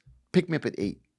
So I go in at 8, go up to the chief, the deputy chief. Hi, I'm the new guy. The chief I knew, actually, from the farm. Where'd you go? Like, where is this? The American Embassy. Okay, you're at the actual embassy. Got it. And they sat me down. They said, okay, here's what we want you to do. We want you to come up with a standard operating procedure for taking down a terrorist safe house. I said, all right. Now, I had never done this before.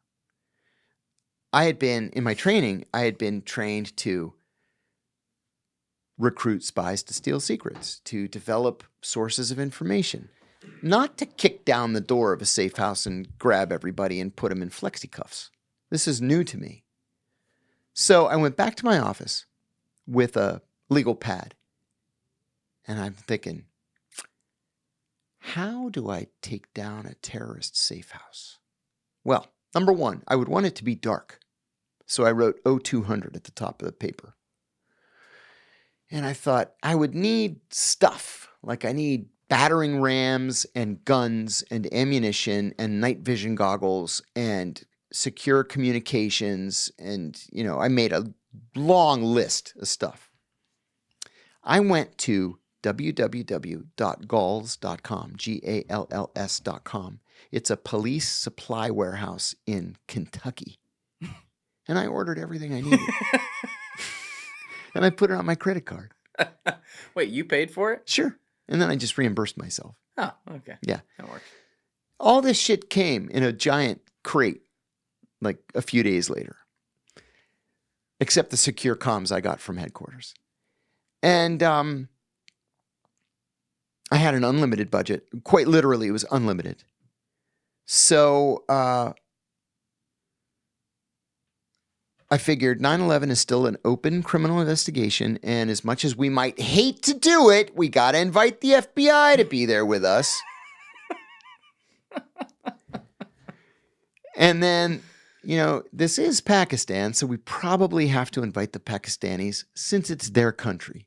Yeah. And we're busting down doors in their country. I would be upset if these Chinese gangs were roving around busting down the doors of Americans and grabbing them, right? But the Pakistanis are not that. Their intelligence agency is historically kind of two-faced, no?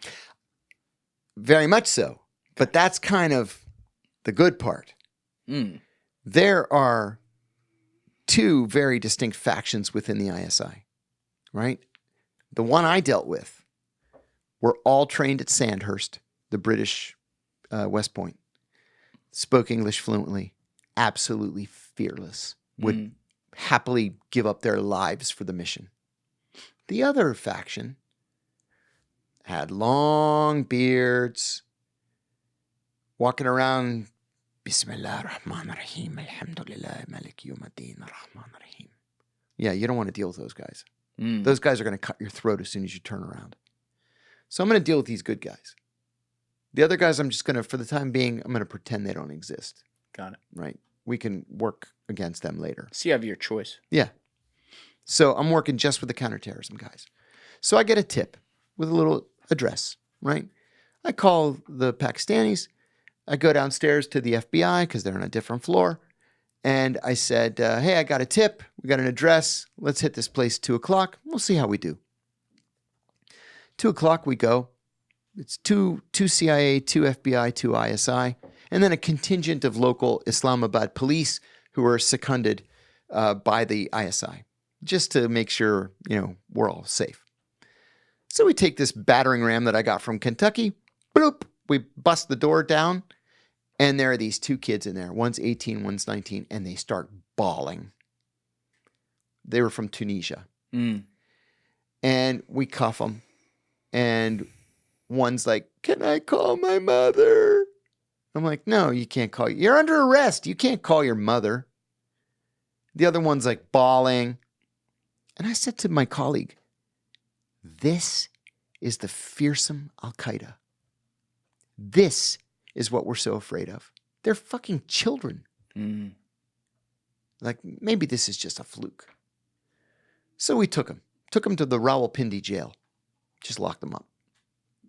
A couple days later, I get a call from a friendly Arab intelligence officer, a brigadier general. And he says, hey, I heard you're the guy that we talked to about these. The word got around. I said, sure, let's meet for coffee. So we meet for coffee. He sort of pushes a paper across. He said, here's an address. Some bad guys in there. I said, okay, thank you. I took the paper, finished my coffee, went back to the office. I said, we have a tip. Let's bust this place down tonight. So we put the team together again, bust it down. This time it was more serious.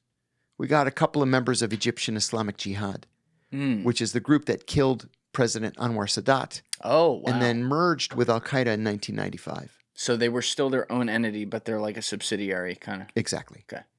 So I was like, okay, this is different. These guys were bad guys, real bad guys. So I'm thinking, this is actually working.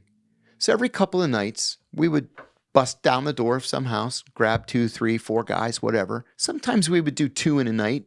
You worried about waking up the neighborhood and people finding out Americans are there? People were petrified at the thought that this is either Al-Qaeda breaking down the door or it's the Pakistanis breaking down the door, and whoever it is, I don't want any part of it. Okay. Yeah.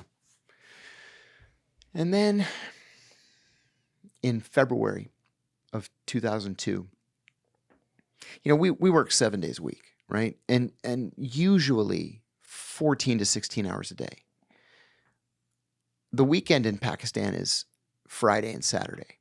The weekend in the Middle East is Thursday and Friday, but Friday and Saturday in Pakistan. And Saturday was the only day I allowed myself the luxury of sleeping until 8 before I had to get up and go to the office. And the phone rings at like 6 o'clock. I was like, damn it. Can't get any sleep in this country. So it's the chief. And he's like, something's up. You got to come in right away.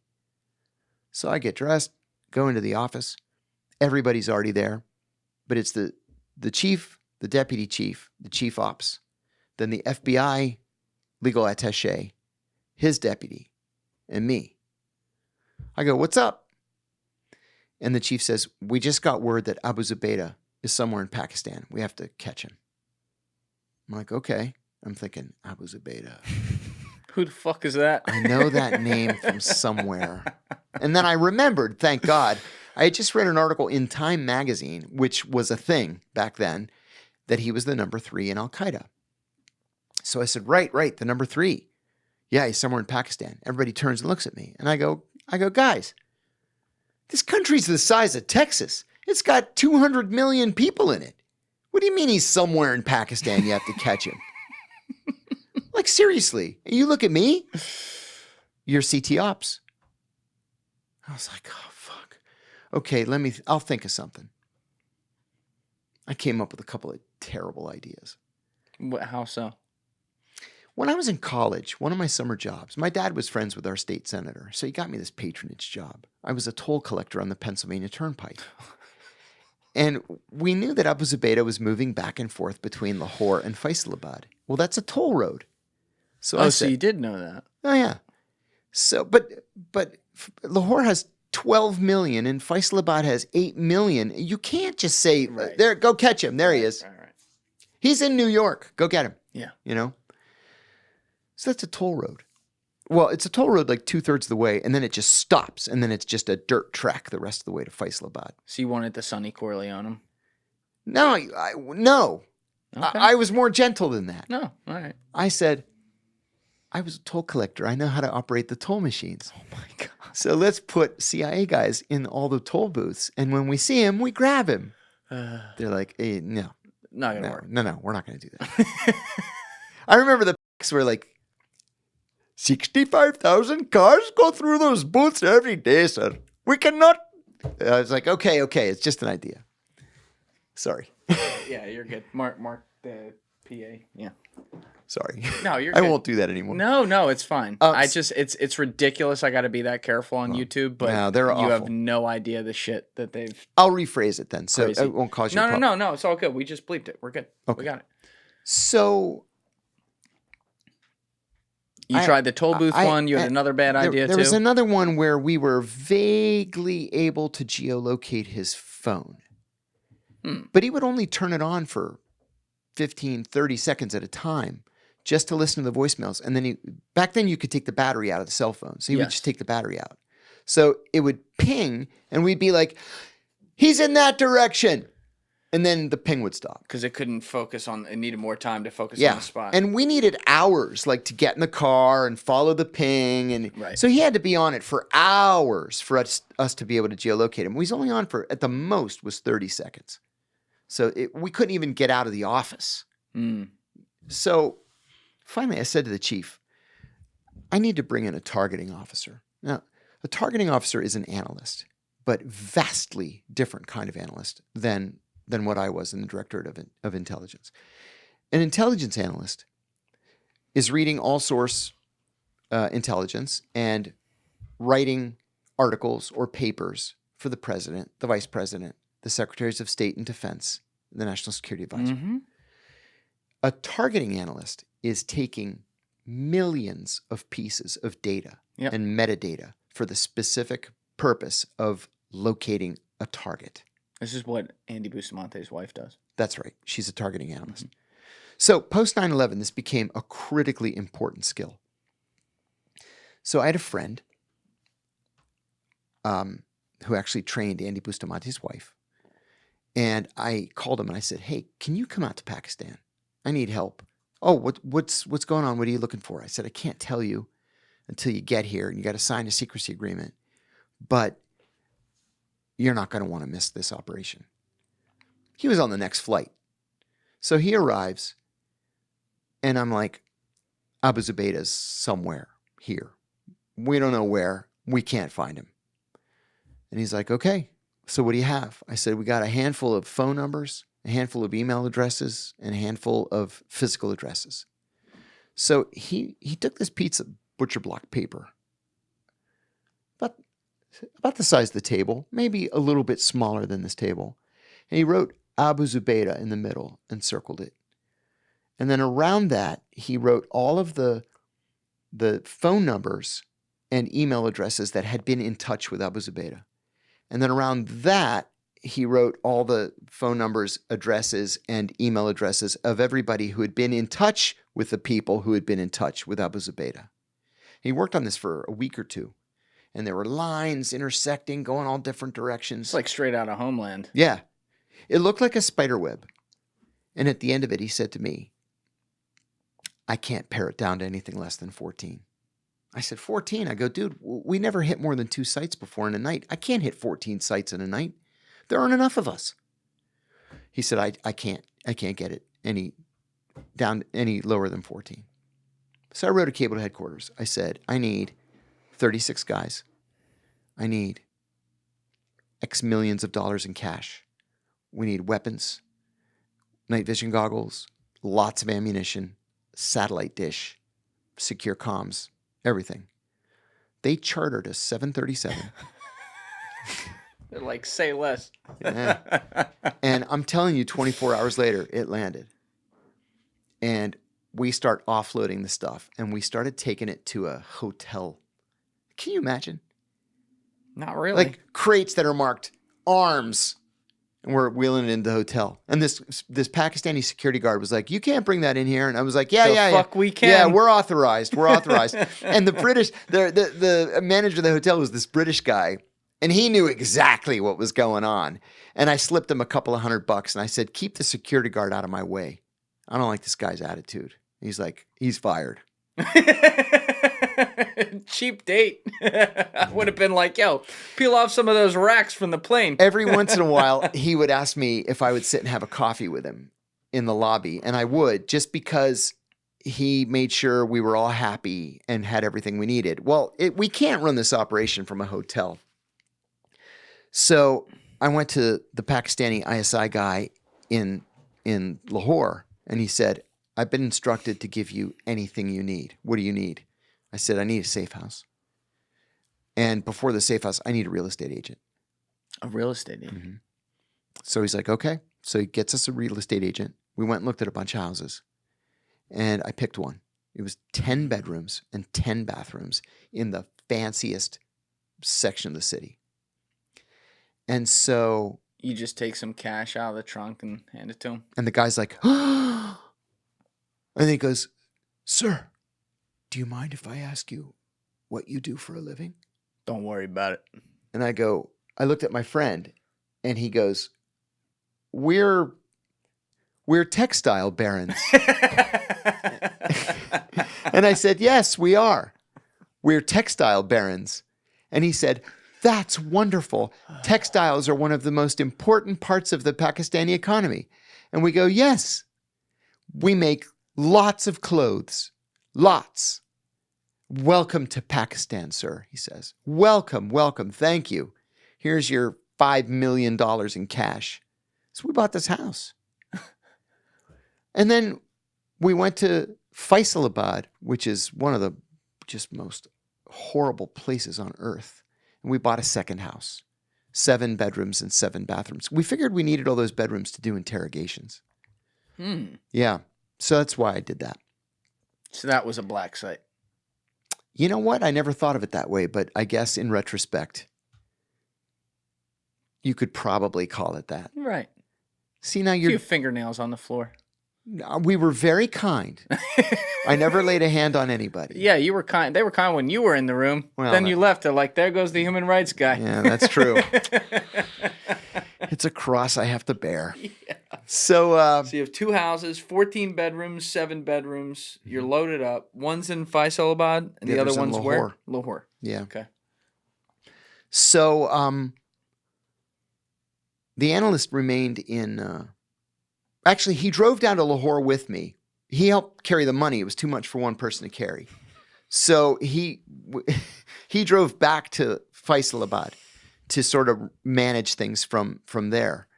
And, we had these 36 guys, half CIA, half FBI. And I gathered everybody, along with the Pakistanis, I gathered everybody in the Lahore safe house. And I stood on the coffee table. And I said, "Guys, at the risk of sounding melodramatic, Life is a game of inches. we're going to have to synchronize our watches." So we synchronized our watches. Everybody chuckled. And I said, "So here's what we're going to do. Everybody who's assigned to Faisalabad, we chartered a bus. And you're going to get on the bus and go to the safe house there." So I said, it's 2200 now. At 0130, we had cars. We had rented, a dozen cars. So I said, at 0130, get in your assigned car and go to your target. 0155, be within line of sight of your target. There's 14 targets. Yeah. Three in Lahore and 11 in Faisalabad. And then one in Lahore we had to cancel because when we did the dry run earlier in the day, it turned out to be a payphone in a shish kebab stand. So you're down to 13. Down to 13. So 0158, get out of the car, and exactly as the clock strikes 0200, bust down the door, separate the women and children from the men, grab the men, and put them in the paddy wagon.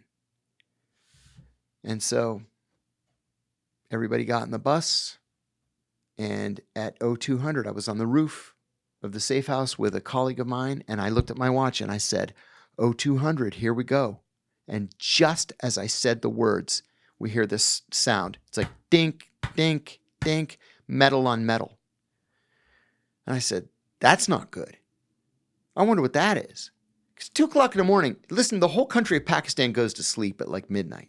So it is dead silence out there. There's no traffic. There's no nothing. We hear this dink, dink, dink. So he said to me, Site 13 is the closest to us. I wonder if it's Site 13. And then we hear shots fired. And I was like, oh my God. So I got on the walkie-talkie and I said, Site 13, come in. What's going on over there? And he says, shots fired, shots fired. I was like, oh crap. We run downstairs. We jump in our car. We speed over to Site 13. It's chaos over there. There are 3 people laying in the street. One's dead, obviously dead. And One looks like he's either dead or he's going to be dead in a minute. And I'm going to show you some of the... Oh, you got pictures of this? I got pictures. Imagine that. He's got pictures from 23 years ago of dead guys in the street. So, I'm going to get to see it. YouTube won't. Sorry, guys. Oh, yeah. Oh, wow. These are like real. oh, they're real. They're grisly. Whoa. Yeah. What's that old line? They're gonna have spiders crawling across their eyes. Flies. Crawling us. That was Kofor. Yeah. Well, They're going to have flies on their eyes. And well, they did. This is that. They did. So, I love that you have this like ready. it was a real bitch getting him cleared by the CIA. Those pictures. Yeah. Yeah. So, the one guy was dead. The second guy looked like he was dead or he was going to be dead in a minute. The third guy is screaming bloody murder. So I said to the Pakistani, I go, what's happening here? And he says, we got him. We got your man. And I said, which one is he? This one right here. The one that's alive. The guy that's almost dead, maybe dead. This guy didn't look anything like Abu Zubaydah. We had a 6-year-old passport photo. And the passport photo was this, good-looking, thin, young guy with a closely cropped beard and mustache. This guy that's laying in the street, he's fat, he's clean-shaven, crazy, I say it all the time, Albert Einstein hair going every which way. I go, that doesn't look anything like him. So I call the analyst, and I told him what was going on. He's like, give me a picture of his eye. So I kneel down and I shout at him, Iftah hayunak, open your eyes. He's almost dead. So I lift up his eye, but it's rolled back in his head. All I can see is the whites. And I said, this guy's dying. He's soaked in blood. There's blood all over the road. So he says, give me a shot of his ear. Because no two people on earth have the same ears. They're like fingerprints. Well, phones didn't have cameras in those days. So I take a picture of his ear. I plug the camera into the phone. I was going to say, it's a nice camera. Those were HD shots. Oh, thank you. Yeah, it was a good camera. Yeah. So I send the picture to the analyst. He sends it to headquarters. 5 minutes later, they come back. They said, it's him. So it turned out the dead guy was a bomb maker from Syria. They were on the second floor of this safe house. There were 23 guys at the bottom floor. And then they knew that there were VIPs upstairs. They didn't know who it was. Oh, the guys downstairs didn't know who it was. No idea. No idea who it was. And the VIPs had a Tiwala, this kid, Pakistani kid, who would go out every day and buy food and cook the food for the day. But like I say, all they knew was that there were VIPs upstairs.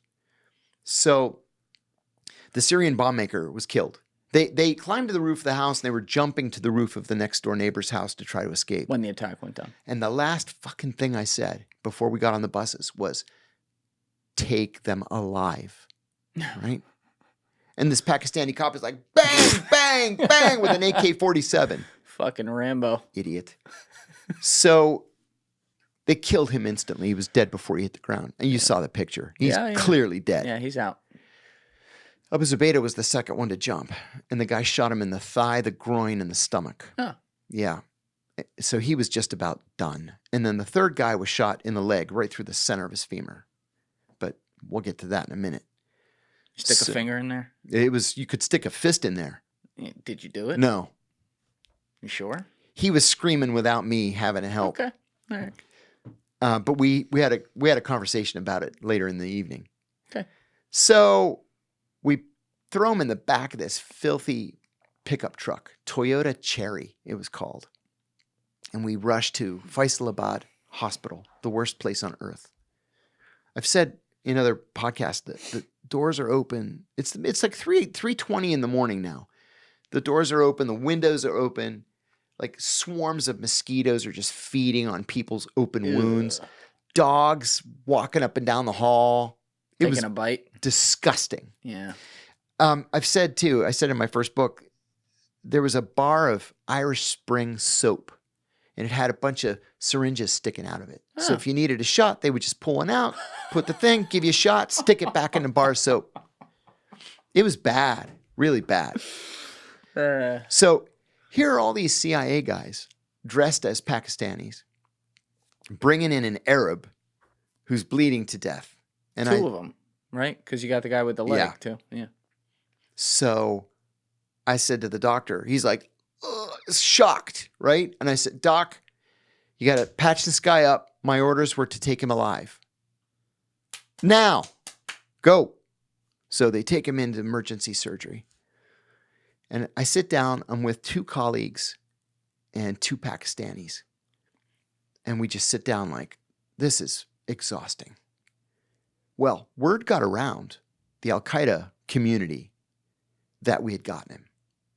And so they started driving by the hospital and just opening fire on the Holy hospital. shit. And we're diving down. And I said to the Pakistani major, awesome guy, Major Khalid, I said, if they realize how lightly armed we are, we're dead.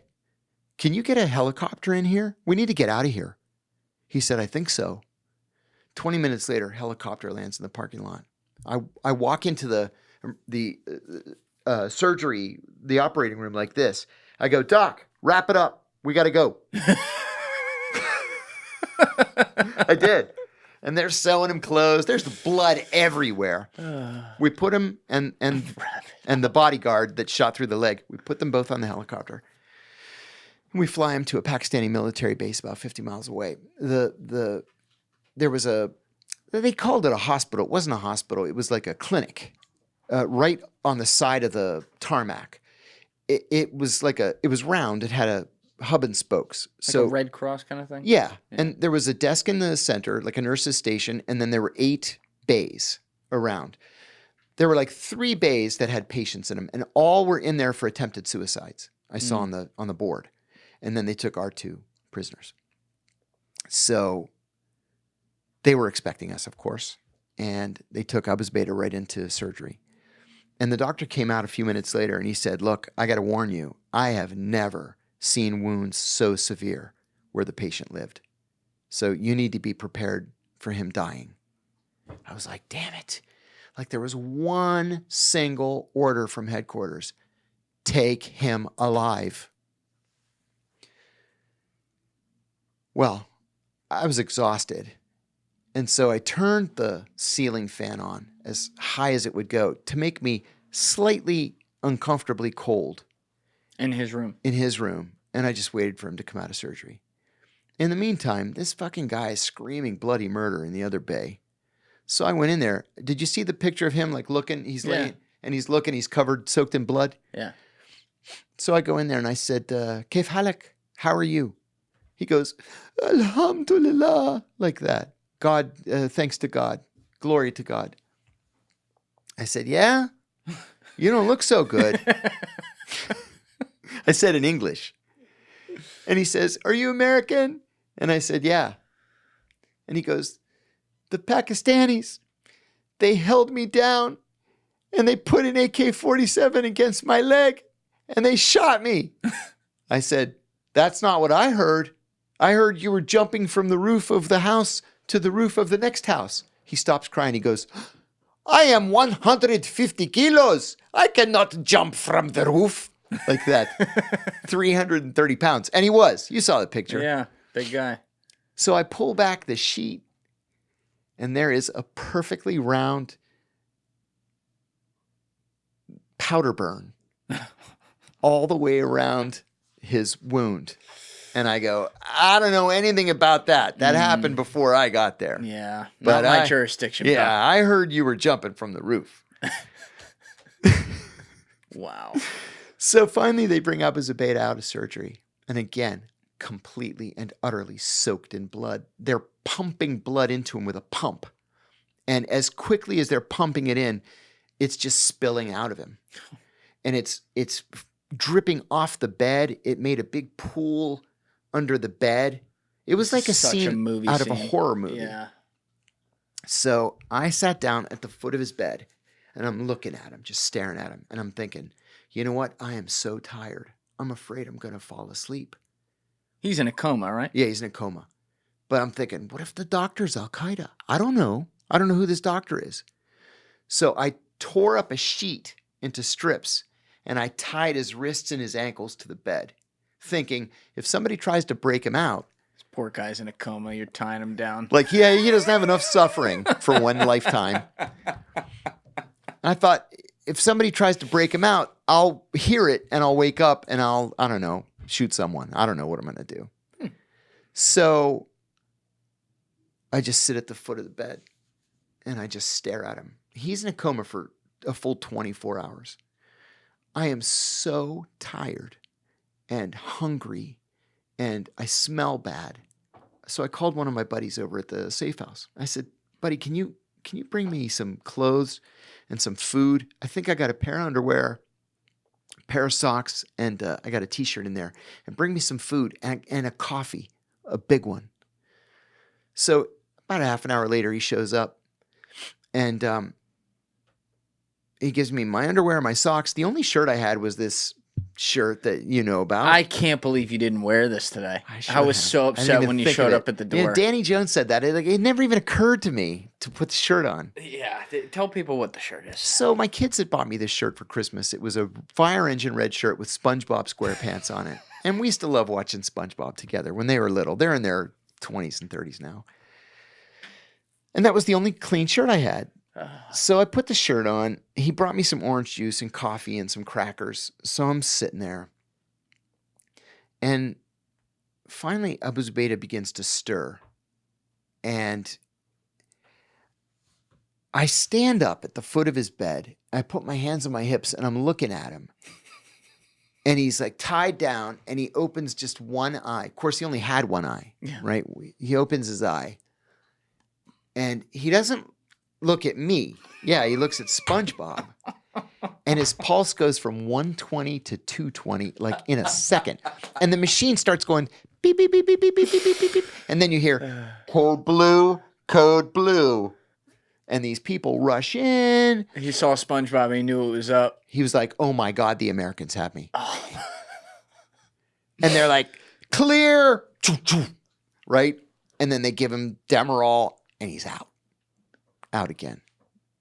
And then I just sat back down and I'm waiting and waiting and waiting. And like 6 hours later, he starts to stir again.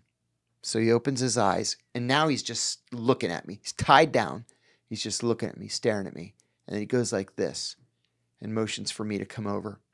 So I go next to him and I moved his oxygen mask off of his mouth and I said, Shu ismek, what is your name? And he shakes his head. So I said again, Shu ismek. And then he says to me in English, I will not speak to you in God's language. And I said, that's okay, Abu Zubaydah, we know who you are. And then he starts crying and he says, please, brother, kill me. Take the pillow and kill me. And I said, no, nobody's going to kill you. I said, you're going to get the best medical care that the American government can provide. That's not what he wanted to hear. No. And he wanted to know what was going to happen to him. And I said, honestly, I don't know. I can tell you, though, that I am the nicest guy that you're going to meet in this experience. My colleagues, they are not nice like I am. I said, the truth is your life is over. But what remains can be easy or it can be terrible. And it's up to you. If you'll listen to some advice, I said, it's that you have to cooperate. He said, you seem like a nice man, but you're the enemy, and I'll never cooperate. I said, well, it's up to you. So then I sat back down. He would just look at me and then kind of wave for me to come over. I move his oxygen mask. Are you Christian? And I said, yes, I'm Christian. He's like, yeah, right. We have a lot in common. I said, yes, we do. I studied Islam in college, and we actually do have a lot in common. Then he wanted to tell me about his family. He cried a lot. He said he would never know the touch of a woman. he would never know the joy of fatherhood. And I said, you're not the victim here. There were 50,000 people in those towers that morning. Did you think we wouldn't try to find you or to find bin Laden? What did he say to that? He said he never wanted to attack the United States on 9/11. Did you believe him? Yes, because he was direct about it. He said, all I ever wanted to do was kill Jews. And I was like, oh, well, that puts it into perspective. Unless he just starts dying over here. So he wanted to attack Israel. He wanted obviously. to attack Israel, and he said that he had been, I mean, it's not a democracy, but essentially outvoted. Mm. Yeah. Now, So- wasn't he not really the number 3? He was though, most of definitely, Al-Qaeda? not only was he not the number 3 in Al-Qaeda, he had never actually joined Al-Qaeda. So how did he even have a vote then? Well, just because he had never pledged fealty didn't mean that he wasn't an important part of the organization's logistics. Yeah, that's so confusing to me that he never officially joined, but Yeah. he had so much power. And it was because he was really good at what he did. So He's like Jimmy Conway from Goodfellas. He's not an Italian, so he's not that in. is the perfect analogy. I wish I had thought of that. Okay. That's the perfect analogy. Jimmy Conway was Irish, so he was never going to be a member. He was never going to be made, but he was an associate. That's what we should say. All right, you can use that one. He was an associate. So he was the one who founded the House of Martyrs. It's called the House of Martyrs. It's the Al-Qaeda safe house in Peshawar, Pakistan. And he was the one that founded and managed Al-Qaeda's 2 training camps, one in Kandahar and one in Lashkar Gah in Helmand province. So those were important events. Yeah. He also was the logs guy. So if you have been in Afghanistan for a while, you're tired of the fight, you want to go home, he'll get you out of the country. He'll get you a false passport and a ticket home. Or you're arriving from the Middle East, he'll smuggle you in, make sure you're set up, and get you on the payroll. So he was doing all these logistics for them. Why did we think he was the number 3? That's the $64,000 question. That's it? It's a low number. Yeah, well, that was the game show in the 50s. He has a first cousin with the same name, Abu Zubaydah. Okay. Abu Zubaydah's real name is Zain al-Abidin Yeah. Muhammad Hussein. It's his nom de guerre. Nom de guerre is Abu Zubaydah. He had a cousin also using the nom de guerre Abu Zubaydah. Okay. So we're getting these reports. Abu Zubaydah is planning an attack in Amman. Wait a minute. 2 days later, Abu Zubaydah is planning an attack in London. Oh, no, Abu Zubaydah, it turns out he was in Montana 2 years ago. Oh, no, Abu Zubaydah is doing an attack in Ankara. Well, we didn't know there were 2 of them. And so we thought this guy's a freaking terrorist Superman. I mean, there was like a whole branch following Abu Zubaydah. They're like, oh, my God, he had a host family in Montana. Oh, he's in Paris. He's studying in Paris. Oh my God, he went back to Amman. It was 2 guys. And one of them, the other one was bad too. And as soon as we arrested the one, the other one just disappeared. We think he probably went to Jordan. We never figured it out. Whoa. Yeah. So we thought, well, if this guy's involved in the planning for so many different attacks, He's got to be right beneath Zor. he's got to be right at the top. Yeah. Now, the actual number 3 was Muhammad Atef, but we killed Muhammad Atef in October of 2001 In the Tora Bora in the stuff. Tora Bora. As soon as we started hitting Tora Bora, we hit the house that Muhammad Atef was in, and it turned out that when the rocket came through the roof, it blew up the kitchen table, and a shard of wood from the table hit him in the neck and killed him. Yeah. Good way to go. Yeah. So who's going to be the number 3? It must be this terrorist Superman we keep reading about, Abu Zubaydah. And that turned out to just not be the case. So before we get there, he survived this, though. He's talking He with you did. for hours. He did. And how are you planning to, like, did you know where they wanted to take him? Or No, what was I gonna didn't have happen? any idea. And so what happened was one of my colleagues came in and said, listen, prepare for a flight. We're bringing a plane in. And I said, where are they taking him? He said, I have no idea. So I told Abu Zubaydah, you're going to be moved out of this hospital and you're going to be taken somewhere else. Where? He was panicked. And I said, I don't know, but I'm going to tell you again, you have to cooperate. You have to. You don't have any leverage in this relationship now. You have to cooperate. So the plane landed. He heard the plane land. Because remember, the hospital, this clinic is right on the tarmac. So the plane lands. And he said, that's for me, isn't it? And I said, it is. So 3 FBI agents came, and the 4 of us picked him up on the gurney to carry him out to the plane. He asked me to hold his hand. He's like weeping quietly. So I'm holding the gurney with one hand. I'm holding his hand. So he has like Helsinki syndrome with you. Oh, yeah. I was kind to him. I was the only one who was kind to him. Ali Soufan was kind. The FBI interrogator. Yeah. So we took him out to the plane, and we had to stand him up, which was really freaking hard because he's dead weight, right? We had to stand him up to get him to maneuver him like a couch, like you're moving a couch into the door of the plane. And then we carried him to the back, and we laid him on the luggage rack, and we tied the luggage rack down. And he's conscious. Oh, yeah. Is he on morphine? Lots of morphine. Yeah. And I'm telling you, man, we are soaked in his blood. I had to throw away all my clothes. The SpongeBob. The SpongeBob I kept just because I thought it need had historical value. We need it. We'll wear it on a podcast. Yeah. And then we'll frame it. Yeah. And we'll sell it. I thought about framing it. Yeah. I actually offered it up to the Spy Museum. And they said, oh, yeah, we'd love to have it. And then they just never... Now, like, it's a red shirt, so, like, is his blood stains, like, seeped into it? You can't really tell? You can tell some of the spots. See, you know, at first, I just didn't really realize the significance of the shirt. And so I used it to paint in. I painted my living room. Oh, my God. So it has specks of paint on it, too. Oh, my God. I know, because I'm an idiot. Oh, my God. God damn it. All right. We'll talk about that later. So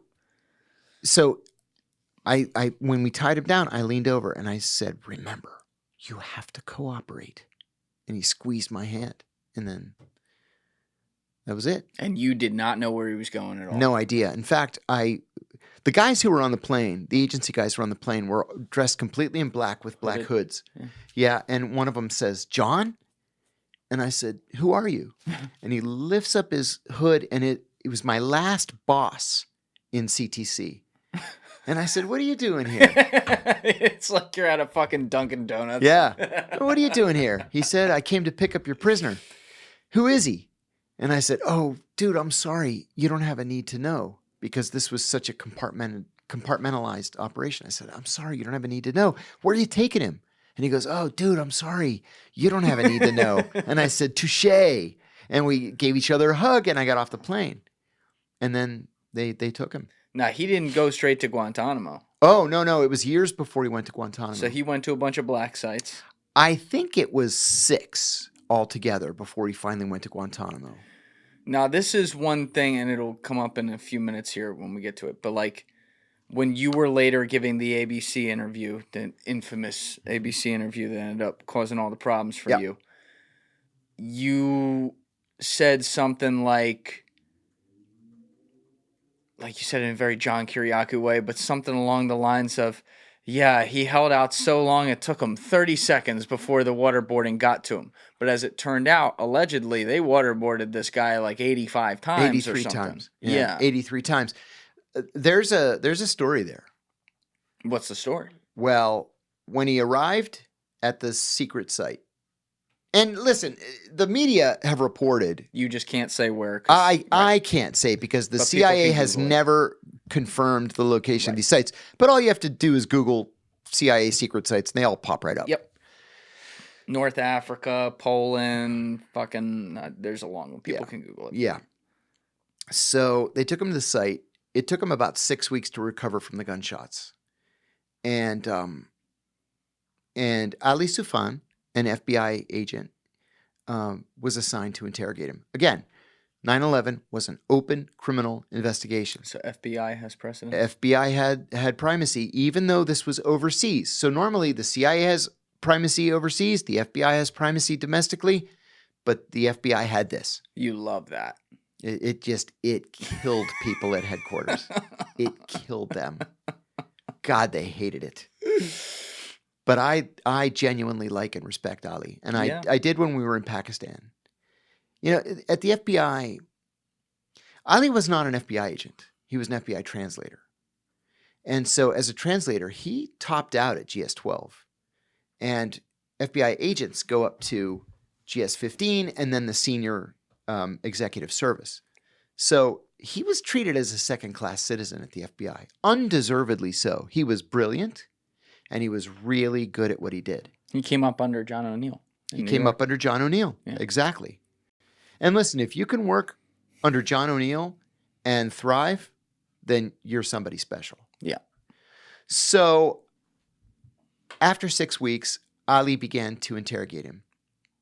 And I've said in other podcasts, I have to admit that the FBI is just really, really good at interrogations. They've been doing this since the Nuremberg trials of 1945 and 1946. They're just really good at it. They establish a rapport with the subject, and they do that by being kind and offering a cup of coffee or a cigarette or an orange, or if you're really good, a piece of paper and a pencil that you can write to your parents. Oh. Right? Mm-hmm. Yep. Send it to the Red Cross and they deliver it. So Ali established this rapport with Abu Zubaydah, and Abu Zubaydah began, after a period of 4, 5, 6 weeks, began to open up. And he gave us absolutely critical intelligence. He was Mukhtar, right? No. He told us who Mukhtar was. Right. No, I'm saying like he was the guy that got you him. Uh-huh. Yeah. Yes. There were 2 things that he gave us that were so important. Yeah, stay with the mic. Sorry. Yeah. There were 2 things that he gave us that were so important. One was the Al-Qaeda wiring diagram. We just didn't have any idea how this organization was set up. We knew there was bin Laden, there was Zawahiri, and then we just didn't know. So we asked him, how are operations determined? Like, who comes up with the idea to do a bombing here or an assassination there or whatever? And he explained it to us, that these are highly compartmentalized individual cells. So if you're in London, you have no idea what the Paris people are doing. You don't even know if there are Paris people. You don't know what their names are. You don't know what their operations are. They're going to do. And they're running it like an intelligence organization. Exactly like an intelligence organization. If you don't have a need to know, you don't know. Yeah. So Ali said to him, as an example, it's an example I use all the time, if you were going to do an operation in Dusseldorf, how would you do that? And he said, oh, there's this guy, Muhammad, and here's Muhammad's cell phone number. And Muhammad's got a cousin, Abdullah, and Abdullah has access to weapons. And Abdullah's got a friend, Rashid. He lives nearby, and he has access to explosives. So then we can go to the Germans and say, you have a serious problem in Dusseldorf, and you need to grab these guys. And then they bust down the door that night, and they grab these guys. So now there's no attack in Dusseldorf. So that's what he gave us. And then he was talking about Mukhtar. Mukhtar was the mastermind of the 9/11 attacks. We had no idea what his true identity was. We knew that there was this really bad guy out there named Mukhtar who was operational since at least 1996. And how did you originally find out about him? Yeah, we found out about him through the Philippines. He was planning an operation called the Bojinka operation. And the plan was to hijack as many as 14 747s out of Manila Airport and fly them into 14 buildings up and down the west coast of the United States. Ooh. Yeah. So we knew he was Al-Qaeda. We knew his nom de guerre was Mukhtar. And we knew that he was serious, dangerous. We had no idea who he was. Now, he went out one day. He left his apartment one day, apparently to get, lunch or whatever. And a cleaning lady went into the apartment to clean and saw all these plans and maps and pictures and said, "This looks like a terrorist attack." So she calls the cops. This is in 96. 96. She calls the cops. Cops come and they say, "Holy shit, this looks like a terrorist attack. We better call the Philippine intelligence service." They come and they say, "Ooh, we better call the CIA." And so we take all this information. We're like, this could have been epically bad, but we don't know who this guy is. And Abu Zubaydah actually laughed and said, "You don't know who Mukhtar is?" And Ali said, "No." And he said, "He's Khalid Sheikh Mohammed." Oh, he just gave it right up. Mm-hmm. Wow. We had never heard that name before. So everybody's going nuts at headquarters, doing name traces on Khalid Sheikh Mohammed. And lo and behold, they see that he was educated in North Carolina. And he lived with an American family, like as an exchange student. What happened to him? How did he become this guy? He said later that what radicalized him was news video of an Israeli soldier with his boot on the neck of a Palestinian woman. And he just decided then, I'm going to kill every Jew I can and every American who supports the Jews. Whoa. Mm-hmm. That's it. Mm-hmm. It was one event like that. The long arm of foreign policy. So that began the hunt for Khalid Sheikh Mohammed. And, once we had an identification. When was Abu Zubaydah tortured? Was it after Soufan talked with him? Well, that's kind of the kicker in this whole thing. So here's Ali Soufan just breaking new ground and writing all this stuff up. But remember what I said. The FBI computer system is not compatible with the CIA computer system. So wait, you don't have CIA guys sitting in there with him? No. And the CIA were sitting there like this, like, whoa, we wonder what Abu Zubaydah's saying.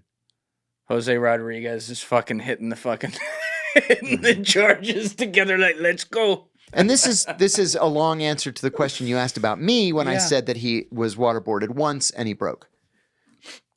So for reasons that have never been explained, on July 31st, 2002, George Tenet went to the White House and met with the president. And he said, "I want you to remove the FBI from the secret site, and I want the CIA to have primacy, on Abu Zubaydah." And for reasons that have never been explained, George W. Bush agreed to do that. He said, "You're going to give me WMD in Iraq. Mm-hmm. You got yourself a deal." That's right. So the FBI knew exactly what was going to happen. And Mueller, what's his first name? Robert Mueller, who was the FBI director at the time. Oh, sorry. You're good. That doesn't affect the mic at all. Good. When that does that. Robert Mueller, who was the FBI director at the time, decided to withdraw all FBI personnel, not just from the secret site, but from the country that the secret site was in. He's like, we know what these CIA guys are going to do. They're going to go completely nuts. We don't want any part of it. Everybody withdrew. Within 48 hours, the CIA began to torture Abu Zubaydah, right? The so-called... And they haven't been shared any information. No. So the CIA still doesn't know about Khalid Sheikh Mohammed? That's unclear. We don't know if maybe Ali told some colleagues and the colleagues told the CIA, but whatever happened, we had these two CIA contractors out there, two psychologists who had come up with the torture program. Right. What are their names again? Mitchell and Jessen. They live in Florida now. Yeah, they're both 60 in million Florida. or something? Yeah, altogether 108 million. Oh, nice. Yeah.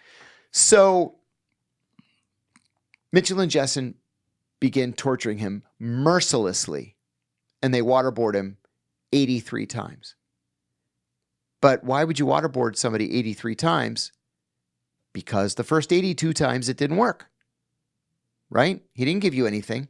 He didn't give you anything at all. In fact, he just clammed up. So what they did was they went into the FBI computers. They pulled out Ali Soufan's reports. They retyped them in the CIA database. We know this? Uh-huh.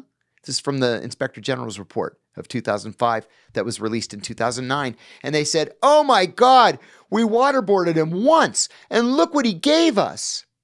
We need to look for this Khalid Sheikh Mohammed guy. And somebody called Dusseldorf. So we're getting these reports. I don't remember this. Wow. We're getting these reports back. And I'm at headquarters. And I remember saying to my boss, holy shit, maybe I'm wrong about this. It looks like it's actually working. It's still deplorable. Oh, because this immoral. was when we got off this earlier, but when you came back from the Abu Zubaydah thing I got in May, promoted. you got promoted, and someone approached you and said, "Hey, you want to be trained in enhanced interrogation?" I said, not a chance. I said, I think it's illegal. It's immoral and unethical. I don't want any part of it. But now you're reading about the guy you arrested giving this up. You're like, oh shit, I was wrong. Well, I left the CIA in 2004 thinking I was wrong. Wow. In 2005, the Inspector General said, wait 1 second. None of this shit was true. It was all stolen from the FBI. And then they declassified that in 2009. The reason why it wasn't so newsworthy is because it was released on the morning that Ted Kennedy died. And so all the news was the end of the Kennedy era, right? And it was kind of buried. Oh, that's on purpose. They're like, oh, Kennedy's dead. Hit him. Do it now. I mean, otherwise they would release it at 7 o'clock on a Friday before a Monday holiday. That's right. Yeah. So they had called you behind the scenes though, like the human rights guy or something. Yeah. Right. You were like made fun of at CIA for being against torture. Yeah. I was the human rights guy. Why did you? I'm just curious because you've just come back from Pakistan. You just captured a really bad guy. You know, we're 8 months past 9/11. It's in the heat of the global war on terror. And yet at the time, you have the presence of mind to be able to step back and, you know, not to say humanize these people, but you're like, U.S. Constitution, there are rights. We need to be above that as America. What made you so automatic with that? Oh, I believed very firmly that we're either going to be that shining beacon of light for human rights and civil liberties, or the shining city on a hill, as Ronald Reagan called us, or we're not. If you want to get into the mud, you debase yourself and you put yourself on their level. John McCain once said, never get into a fight with a pig. You'll both get dirty. Pig likes it. But the pig likes it. Yeah. Yeah. No, we're better than that. We're supposed to be better than that. We can't debase ourselves. Were there other things you had seen at CIA before then, though, in your 12 years before that conversation, that weren't necessarily torture, but were things that technically broke the Constitution that you went along with? No. Really? Yeah. Nothing? No, especially during the Clinton years. I mean, it was all about rule of law during the Clinton years. They were really, really serious about nobody doing anything illegal. In fact, The Clintons. Come on. Bob Baer, I know, right? Bob Baer is a pretty famous former CIA officer. He's written a bunch of books. One was made into the movie Syriana that starred George Clooney. Yeah. So Bob is retired and living in Colorado, and Bob took it on the chin during the Clinton administration because he had developed a network of sources in northern Iraq and was making plans to assassinate Saddam Hussein, which he believed to be in the national interest. And NSA intercepted one of his communications and sent it to Sandy Berger, who was the national security advisor. And Sandy Berger called the CIA and said, your guy is going to do an extra constitutional assassination. Either you pull him back or he's under arrest for conspiracy. So they pulled Bob back out of Iraq, and they told him, you got to go. That would have changed history. Yeah. Yeah. So they were serious. But once 9/11 happened, man, everything changed. Everything. And that's what I'm saying. You really didn't, though. No, I didn't. We're either a nation of laws or we're not. Because this is one of those issues where, and this happens so often with me, where I'm right in the middle of you and Bustamante. Sure. Because I don't know where it's first of all, anytime you use the line, especially in high stakes scenarios, that if I were blank, then I would blank. That is a dangerous thing because you don't fucking know No, you what don't you know. would do. You don't know. Okay? Not until it's presented to you. That's right. And you got to make a decision. But when I listen to you, like, because I admire your stance on this a lot, and how much you have walked the talk with this for the last 20 plus years of your life in every possible way, up to and including fucking going to prison for it. I have. So I admire that a lot. Sometimes I wonder though, I'm like, man, here you have a guy who was a savage spy. Like, you did some real shit. You were talented. You got really high up in the CIA. You were about it. You obviously care a lot about the country and being able to protect it and all these things. Yep. But there's a small part of it where I'm like, is John, not even that this makes you wrong, but it's just a complicated world. I'm like, is John too much of an idealist on certain things? Dick Cheney once said that he would rather imprison 100 innocent men than to let a guilty one go. Yeah, see, that's fucked up. And I'm the opposite of that. Yeah. That's where I stand. And, maybe it is a little idealist, but, I really, truly believe in the Constitution. And this just seemed so outrageously wrong to me. Listen, I'll give you a couple of examples that I like to use because they're quite clear cut. In 1946, we executed Japanese soldiers who had waterboarded American POWs. Yeah. That was a death penalty offense to waterboard someone. And we imprisoned people in Vietnam for doing that, right? Well, in January of 1968, the Washington Post ran a front page photograph of an American soldier waterboarding a North Vietnamese prisoner. The Secretary of Defense at the time, Robert McNamara, ordered an immediate investigation. That soldier was arrested. He was charged with torture, convicted, and sentenced to 20 years at Leavenworth. Well, the law literally never changed. Never.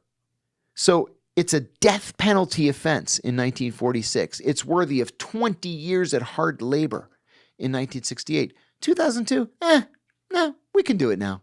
Just because we're the good guys. They're the bad guys. Because they hit us here. Yeah. But the thing is, I've said this from the very beginning, reasonable people can agree to disagree. But if you want to torture somebody, you've got to change the law.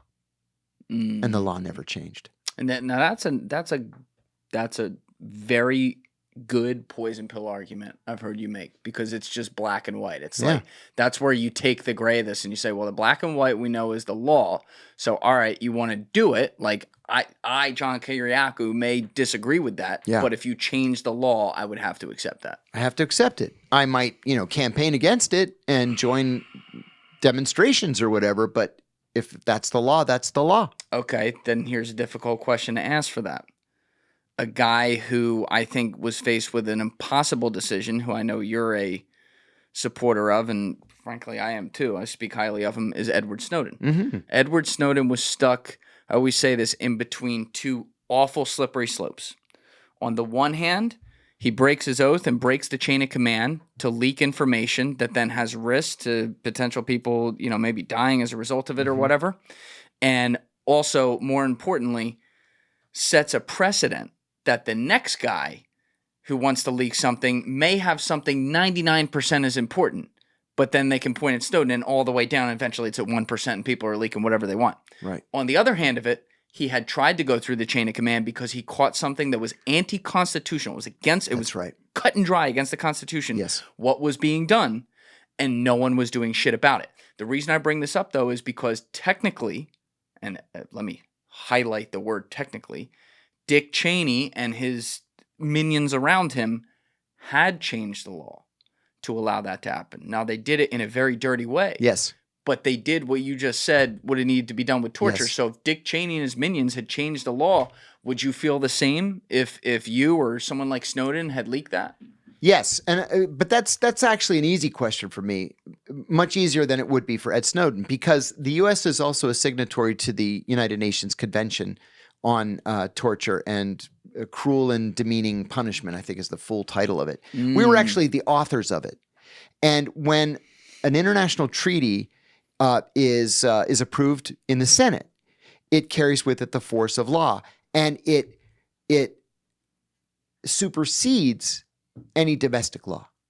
So we would also have to withdraw from the United Nations Convention Against Torture, which would cause, chaos internationally on the issue. Okay. Yeah. Yeah. You raise a really important point too about the chain of command. Ed Snowden, you're right, couldn't go through his chain of command. They shut him down. Yeah, I couldn't go through my chain of command. My chain of command was Jose fucking Rodriguez. I'm serious. There's another whistleblower, an NSA whistleblower, and quite an important one named Thomas Drake. Yeah. So Tom's a great friend of mine. Can you tell, for people that aren't familiar, can you tell that story? Because that's Sure. pretty wild. Tom Drake was a colonel in the Air Force, and he left the Air Force to go to NSA in the senior intelligence service, right? So he's a very senior executive level officer at NSA. His very first day on the job was 9/11. And so he gets there, and an hour later, all hell breaks loose. So what he sees on his very first day is General Michael Hayden implementing something called Thin Thread, Operation Thin Thread. On 9/11. On 9/11. 9/11, Hayden actually said this that day. 9/11 was the greatest possible gift to NSA. He said that? Uh-huh. He said it. Now, is that out of context? Like, did he say it? No, it was quite in context, because what he meant was, now that the gloves are off, we can intercept anything we want anywhere in the world. So, Patriot Act. uh-huh. And it's coming. Oh, yeah. So Operation Thin Thread allows them to just vacuum up every phone call, every text message, every email, every bit of metadata from every American anywhere in the world. Well, it's against the law to spy on Americans. And it's against the law. It's actually in NSA's charter that they're not allowed to spy on Americans. Well, Thin Thread changed everything, because the idea is, well, these Americans may be talking to terrorists, so we have to grab everything and then we can sort out the details later. The problem is, though, that Bill Binney, Kirk Wiebe, and Ed Loomis, 3 NSA officers, had developed a competing program called Stellar Wind. Yes. So Stellar Wind... That's what Snowden leaked. Yeah. So Stellar Wind would be able to collect the same kind of data while protecting Americans. And Hayden decided, no, we want to grab all of it. Well, that's illegal. And so Tom Drake, God bless him, went to his boss. He said, look, this is illegal. His boss said, Tom, mind your own business. So Tom goes to the Inspector General, which is exactly what you're supposed to do. The Inspector General was not read into the compartment. And so he said, I don't know what you're talking about. I never heard of any of these programs.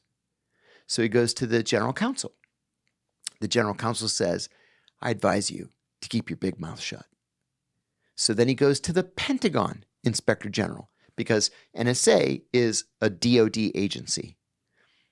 The Pentagon Inspector General reports him to the FBI and says, we think you have a spy on your hands. Oh, my God. Mm-hmm.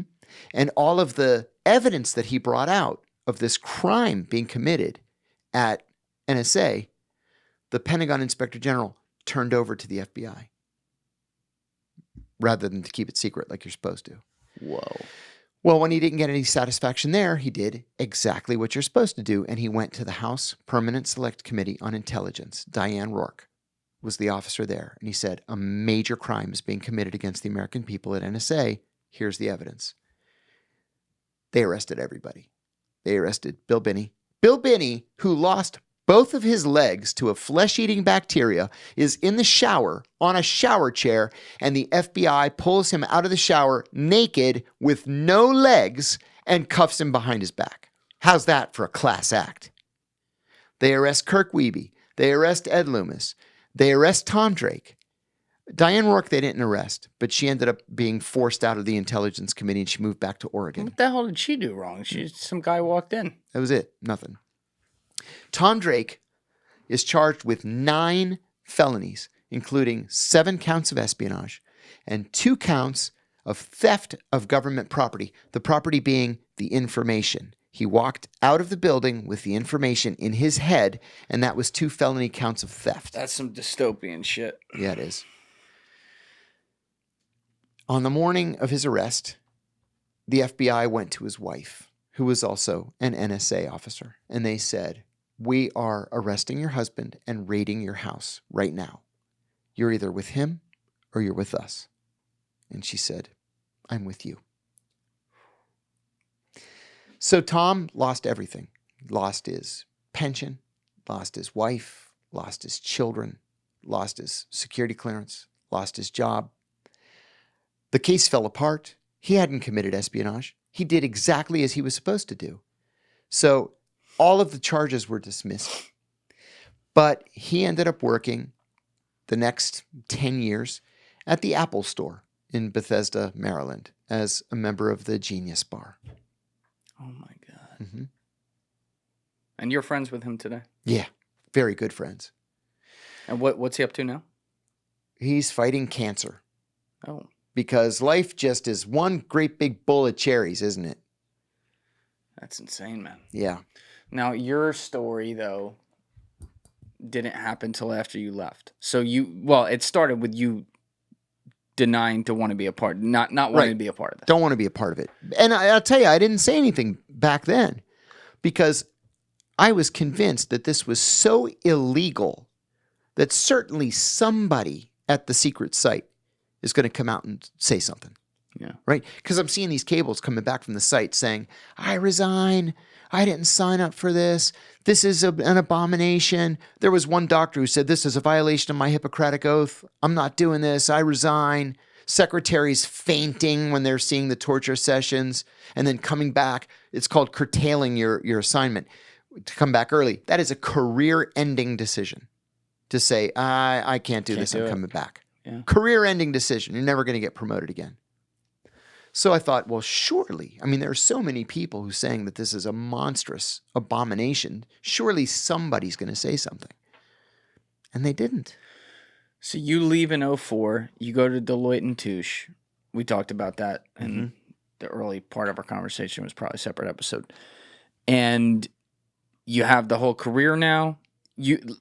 By the way, like, how did you feel being out of government? You basically have never worked outside of government. I had since never being a history teacher while you were in graduate school. Yeah, I had never worked outside government, but I was thrilled to do something different. I didn't think I was going to miss it. I wanted something that had nothing to do with terrorism or espionage or political backbiting. I wanted something completely different. And they paid me like exactly double what I was making at the agency. So you were basically tired from a long career. I was that exhausted. You're like, it's time. Yeah. Now, is your wife still in CIA? She stayed in. She stayed in. Yeah. And are you allowed to say what kind of job she had? You said she was senior, but She was in analysis on Iran. okay. So she's still in during this time. You're working at Deloitte. Life is pretty good. And you get a phone call from a reporter, Brian Ross, is that his name? Correct. From ABC. This is like 2007, I want to say. December of 2007. And he says that he has a source from the CIA. No, he had a source, Okay. but he wouldn't say where. I was Yeah, you able to finish pin the it down story, later. please. Yeah. He said he had a source who said that I had tortured Abu Zubaydah. I said, absolutely untrue. I said, I was the only person who was kind to Abu Zubaydah. And he says, well, you're welcome to come on the show and defend yourself. Had you ever talked with a journalist before this? No, never. And if I had spoken to journalists in the past, I would have realized that was an old reporter's trick. But I didn't. I was like, oh my God, they're going to accuse me in national television of being a torturer. And I'm the only one who wasn't. So he said, well, you're welcome to come on the show and defend yourself. I said, I'll think about it. Are you thinking are you getting paranoid like, holy shit, maybe the same guys who were calling me like human rights guys are now going to try to pin this whole thing on me? That is exactly what I was thinking. So I'm thinking about it. And then in the next couple of days, 2 things happen. One, President Bush gives a press conference and a reporter asks him about torture. He looks right in the camera and he goes, "We do not torture." I did not have sex with that woman. Miss Lewinsky. I did not have sex with that woman, Miss Lewinsky. So I said to my wife, he's a bald-faced liar. He is looking the American people in the eye, and he's just lying right to our faces. And then a couple of days later, it's Friday, and he walks out of the south portico of the White House, and he's walking to the helicopter to go to Camp David. And a reporter shouts a question about torture, and he stops and he turns and says, well, if there is torture, it's because of a rogue CIA officer. And I said to her, Brian Ross's sources at the White House, and they're going to pin this on me. So I called Brian Ross and I said, what's your wife saying? Because she's still in. She's still in. She says, you have to defend yourself. Oh, she does? Oh, yeah. So I called Brian Ross and I said, I'll give you your interview. And I decided in the 4 days between that call and the actual interview, I just decided that whatever he asked me, I would tell the truth. Did you consult with a lawyer? That was the most critical mistake that I made in this entire experience. You didn't. I did not. Were you okay? So you're not consulting with a lawyer, but obviously you're thinking about all the possible questions he could ask you, and therefore, if you're going to be honest, what you would say. But were you reviewing yourself what could or could not be classified?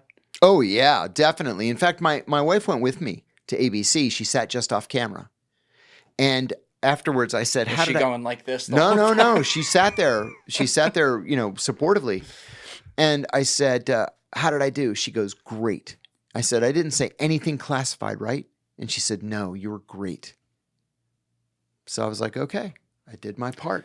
All right. So online, there's, especially with Wikipedia, when things are written on there, who the fuck knows? I should probably check that, huh? Yeah, you should probably check that out.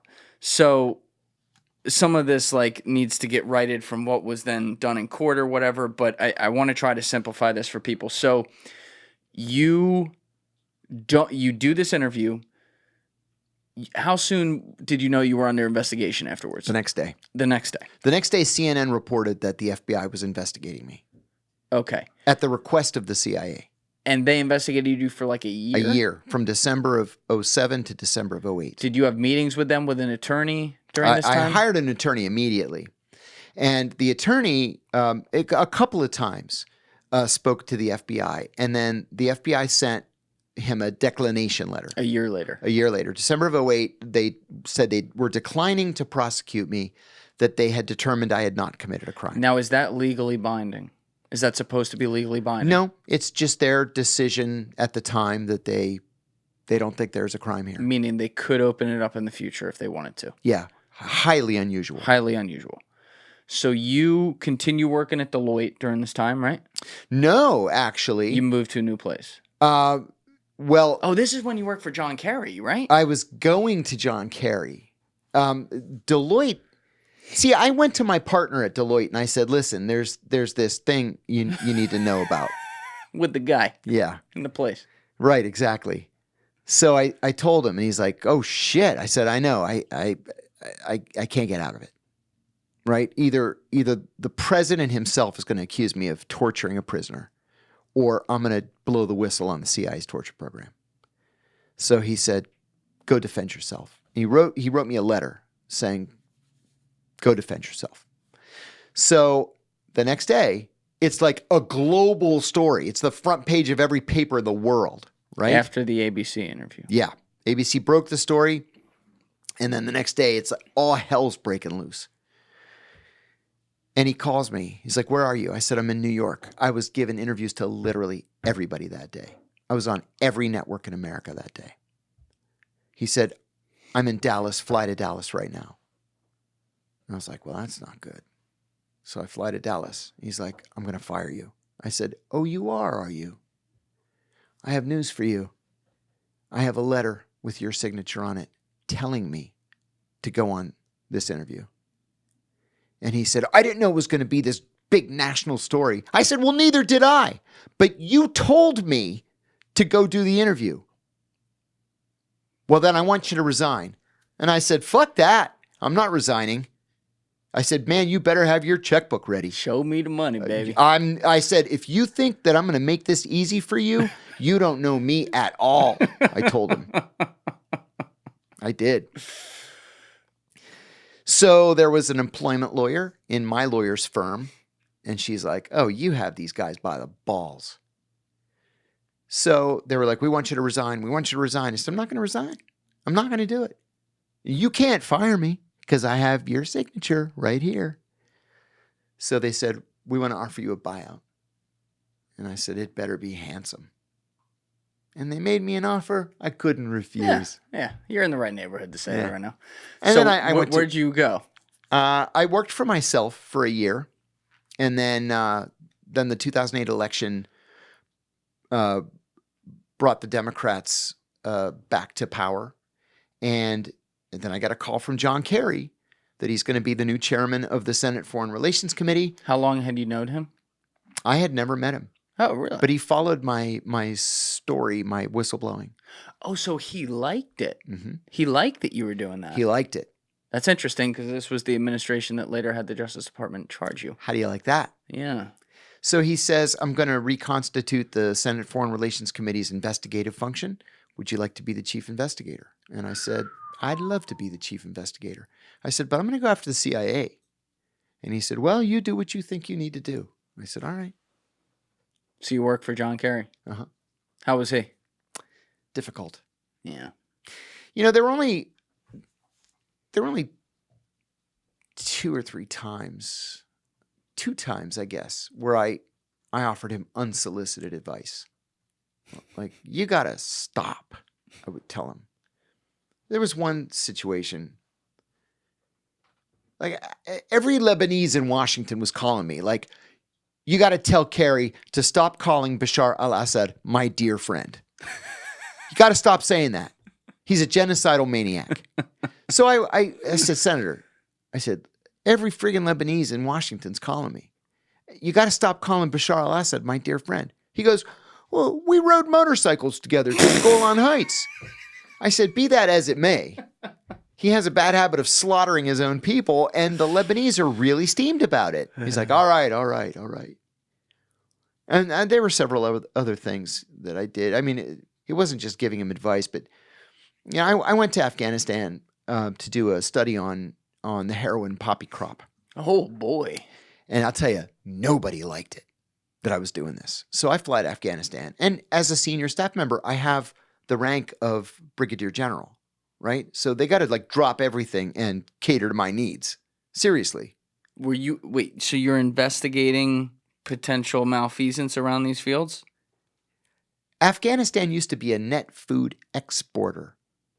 And as soon as the U.S. takes over, they're producing 93% of the world's heroin. That's right. I'd like to know how the fuck that happened. Yeah, I would too. Yeah. Nobody wanted to tell me. So I get to Bagram Air Base and I said, I'm going to need a helicopter to Lashkar Gah. And they were like, oh, can't do it. Too dangerous. I was like, no, we're doing it like in the next hour. You have to be a dick with these people sometimes, right? Because they think that they can just pacify you until it's time to leave. And I'm like, no. I outrank you. I'm telling you, get a pilot and fly me to Lashkar Gah. So we get down there. And it's a god-awful place. But man, I'm telling you, as far as your eye can see, all there is poppy. All of it is poppy. So I said, I want to talk to a poppy farmer. They were like, are you nuts? And I said, no, I'm serious. I want to talk to a poppy farmer. So we go out to the poppy fields. We see this guy cultivating his poppy.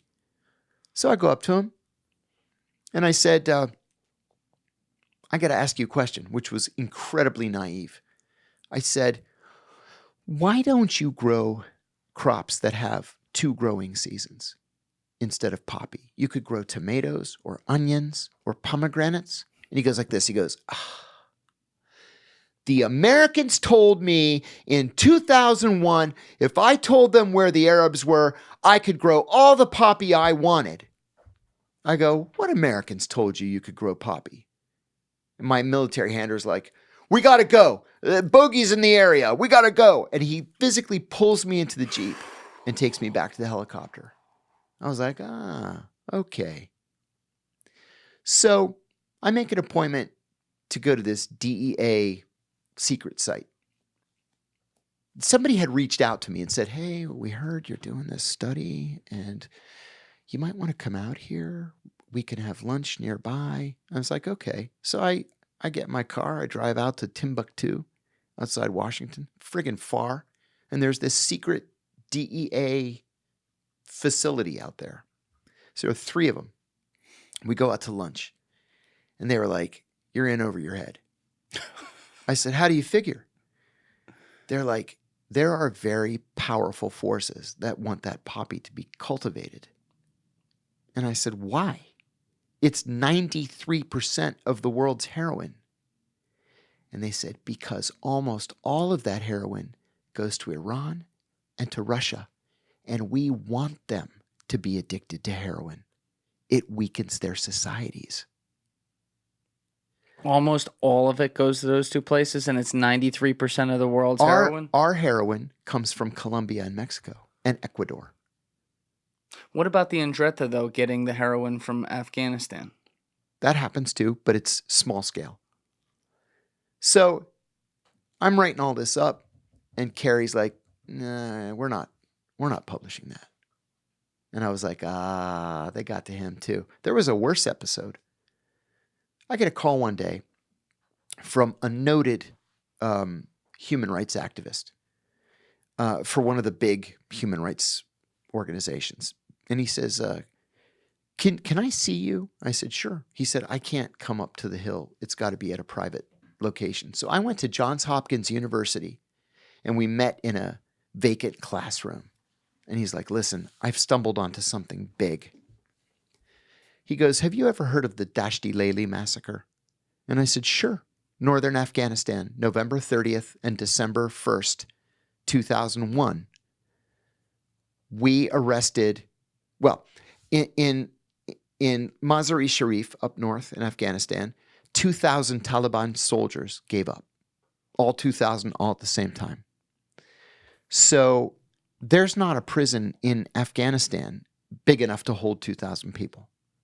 So we figured we have to divide them up and put them in regional jails around the country. So we asked Abdurrashid Dostum, this fucking traitor who was with the Northern Alliance, then he was with the Taliban, then he's with the Northern Alliance again, now he's with the Taliban again. So he said, I'll take him. We'll take him out into the desert and we'll just hold them there until we can divide them up into smaller groups and send them around to local jails. So they put them all in shipping containers, right? To put them on 18-wheelers. Nobody put any holes for air in the shipping containers, and there's no food and water. And so they get out to the desert, they open the shipping containers, and one of the 16 survivors said that the bodies fell out like sardines from a can.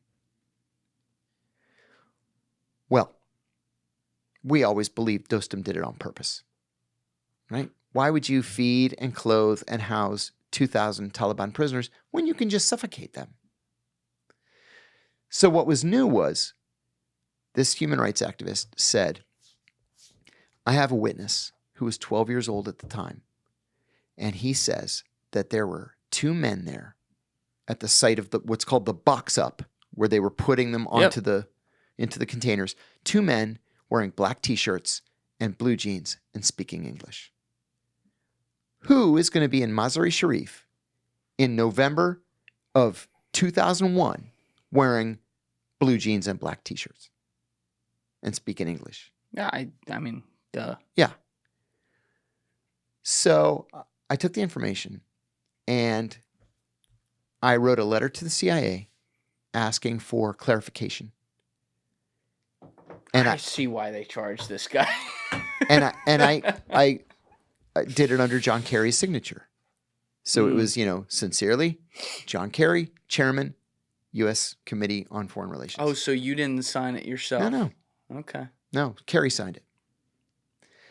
I waited weeks for a response. Finally, one of my colleagues comes in and he says, "Hey, the agency responded to your letter." I said, "I just checked my mail an hour ago. I didn't see any response." He said, "No, they classified it top secret." Well, at the time, I only had a secret clearance on the committee. I said, "What did it say?" He says, "It said, go fuck yourself." And I said, that's how they want to play. And then Kerry calls me. "Hey, come over to the office." So I go over to his office. He goes, "Are you trying to take on the CIA on this Mazar-e Sharif thing?" And I said, "This is a legitimate investigation into a massacre that the CIA may have had perhaps a tangential role in." He's like, "Yeah, kill this right now." I go, "Okay." Killed it. That happened several times with him because all he was ever concerned about was becoming Secretary of State. He talked about it constantly. I'll give you another example. He was an egomaniac. Oh, in the worst way. Give you another example. In that year between when I left Deloitte and when I went to the Senate Foreign Relations Committee, I was working for myself, but I had an office in a major Washington consulting firm. The head of it had been a White House chief of staff, and he liked me. He liked my politics. And so he said, "Hey, I've got a vacant office. You're welcome to use it, and you can have a half-time secretary at his expense." Very generous. So I'm there. One of the members of the board of directors was Governor Bill Richardson, and I loved Richardson. You like that guy? Oh, he was awesome. Awesome. Had some interesting ties to Jeffrey Epstein, but we'll leave that there. He had problems, Yeah. but he was an awesome guy. Okay. So he says to me one day, he goes, "Hey, listen, you free for lunch?" I said, "Sure." We go to lunch. He goes, "You're never going to believe what happened." He goes, "I had Obama over at my house for Christmas." Wasn't he like Secretary of Energy or something? Secretary of Energy, Yeah. Ambassador of the United Nations, and Congressman and Governor of New Mexico. Got it. I had Biden over my house, watched the Super Bowl, not Christmas, Super Bowl. Biden. Oh, sorry, Obama. And I go, "Yeah." He said, "We went for a walk around the ranch at halftime." And he put his arm around my shoulder and he said, "Bill, if you can deliver the Hispanic vote, Secretary of State." And I said, "No way." He goes, "You want to be Deputy Chief of Staff?" I said, "I'll take it." He said, "Okay." I said, "Okay." So the election comes up. Obama wins. The day after the election, Richardson comes in the office and I go, "Mr. Secretary, congratulations." He's like, "Oh my God, I can't believe it. I can't wait. It's going to be great. We're going to do this. We're going to do that. We're going to peace in the Middle East." And he's going on and on. Okay, I'm in the shower a week or two later and I'm scrubbing my hair. I get the radio going and they said, "President-elect Barack Obama today named Hillary Clinton Secretary of State." And I was like, "Oh, what? Hillary Clinton?" I go in the office. I go, "I'm so sorry." He goes, "They're offering me commerce." And I said, "That's okay. We can work with that. There's the Foreign Commercial Service. There's the International Trade Representative." He goes like this. He goes, "What the fuck do I know about commerce?" I said, "No, seriously, we can do this." A couple of weeks later, again, I'm in the shower. Secretary of Commerce designate Bill Richardson withdrew himself from nomination today, saying that, he was not whatever. I was like, damn it. So I didn't go to state, but then Kerry calls and I go to the Senate Foreign Relations Committee. So Kerry asks me to go with him one day to a speech he was giving at the Brookings Institution. One problem with Kerry is that he thinks he is so smart that he can veer wildly off of his prepared text and everything's cool. Okay, and that's never the case. Read the prompter, Ron Burgundy. Read the prompter. That's why you employ all these people to write for the prompter. So we're at Brookings, and he's doing his speech, and then he says something about Secretary of State Hillary Clinton. And he says, I was supposed to be Secretary of State. I had President Obama over to my house for Christmas, year before the election. And we went for a walk. Kerry says this.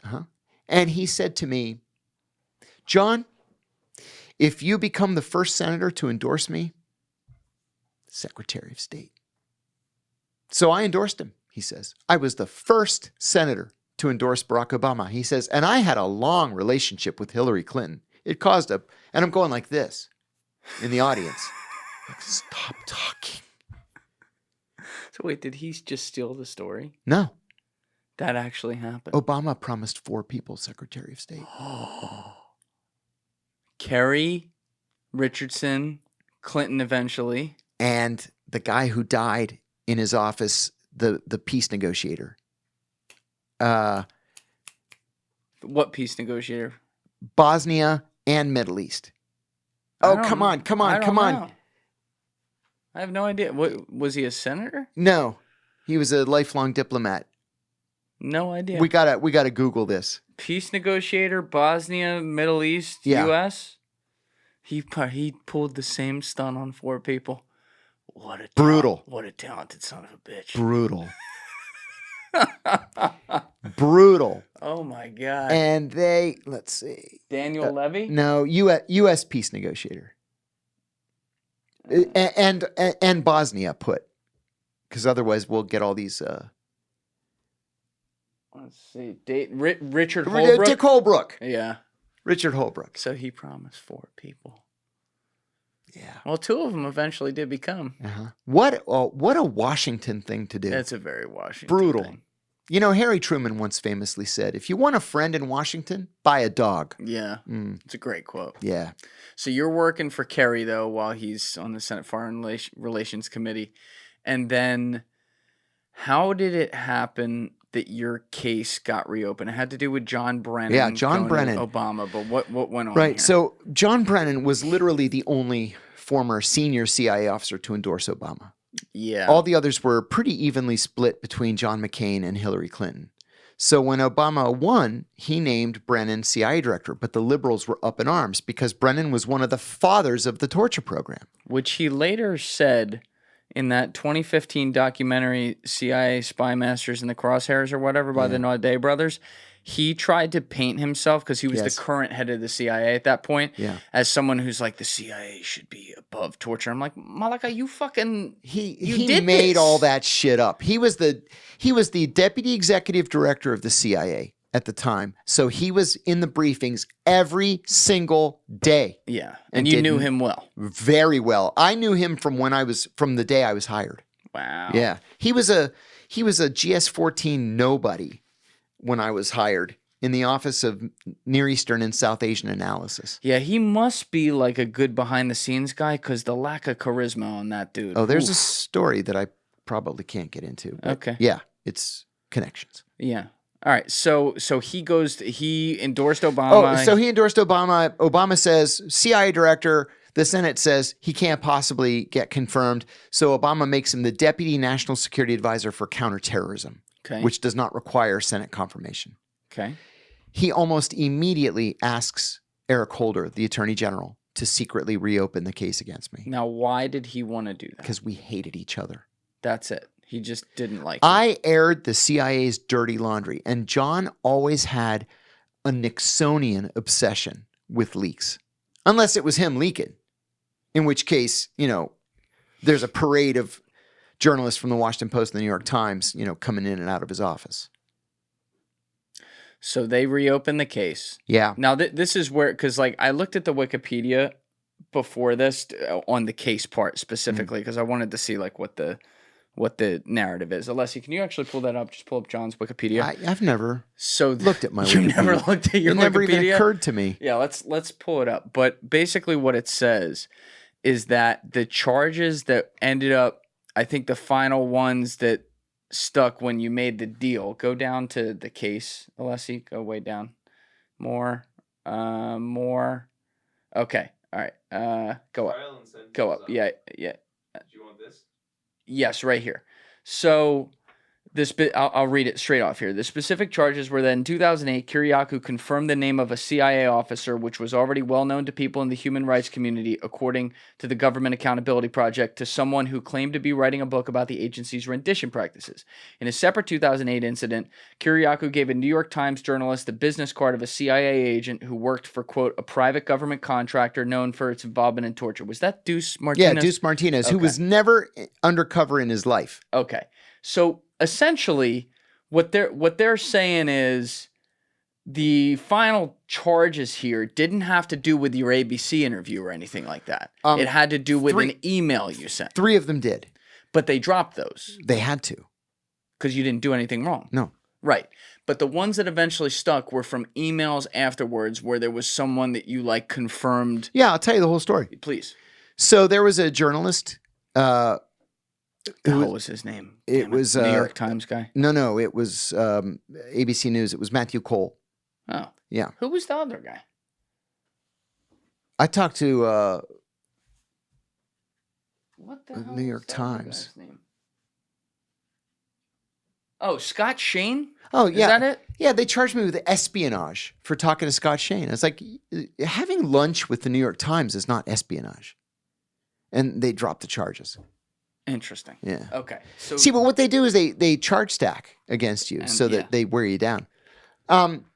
So he wrote me this email and he said, hey, I'm doing a book on the Abu Omar rendition. I said, I don't know anything about Abu Omar.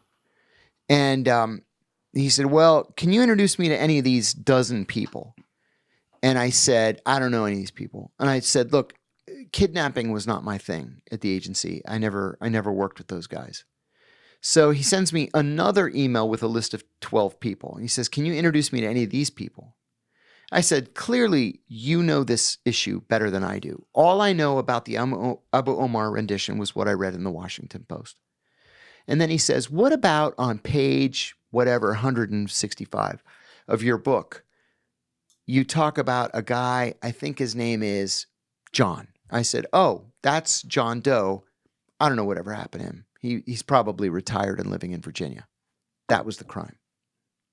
I confirmed the last name of a former colleague.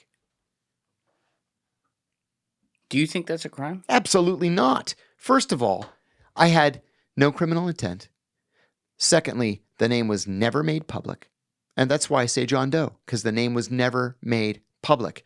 And then you look at David Petraeus, for example, who released the names of 10 covert operatives to his girlfriend, never charged.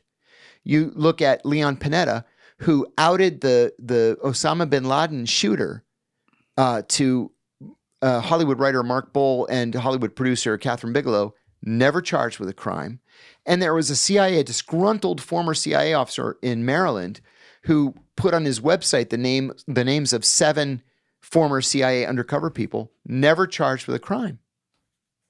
So why charge this when there's no criminal intent and the name was never made public?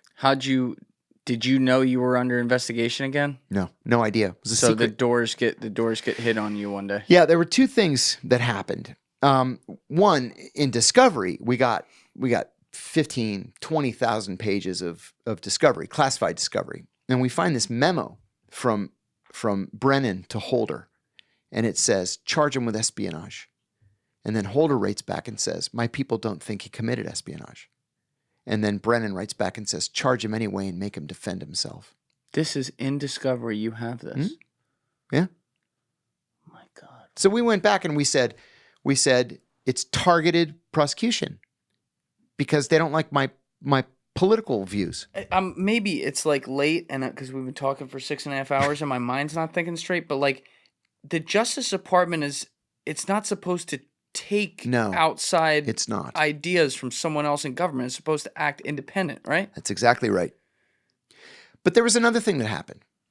When I was working for Kerry, one of the things that I absolutely loved about that job, and it's what I loved about working overseas, is you get to have lunch or dinner with foreign diplomats. And I just love the exchange of ideas.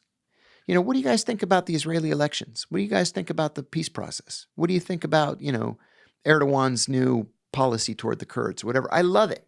Yeah. And I get a call one day from the Japanese embassy, from the number 3 at the Japanese embassy. He calls me, says he'd love to have lunch. I said, great. So we meet up at this steakhouse on Capitol Hill. And his English was so bad that we did the whole lunch in Arabic. So he's their Middle East guy. And I remember what we talked about that day at lunch. This was in 2011. We talked about the Middle East peace process, Israeli elections, and Turkish elections. And at the end of the lunch, he says to me, so what's next for you? And I said, well, I promised Senator Kerry that I'd give him 2 years. It's been 2.5. I have 5 kids. I need to think about putting my kids through college. I think I'm going to resign and go into the private sector again. And he goes, no, don't do that. If you give me information, I can give you money. And I said, do you have any idea how many times I've made that pitch? Shame on you. Cold pitching me like that.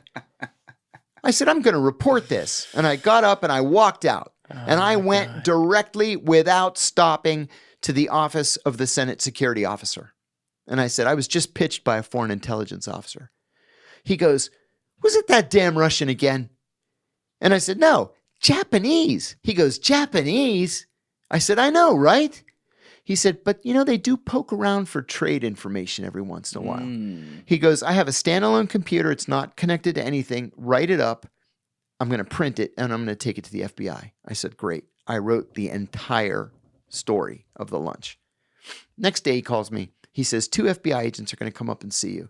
So come down to the SCIF, the secure conference room, and you can talk to them. So I go down there, 2 young guys. I told them the whole story.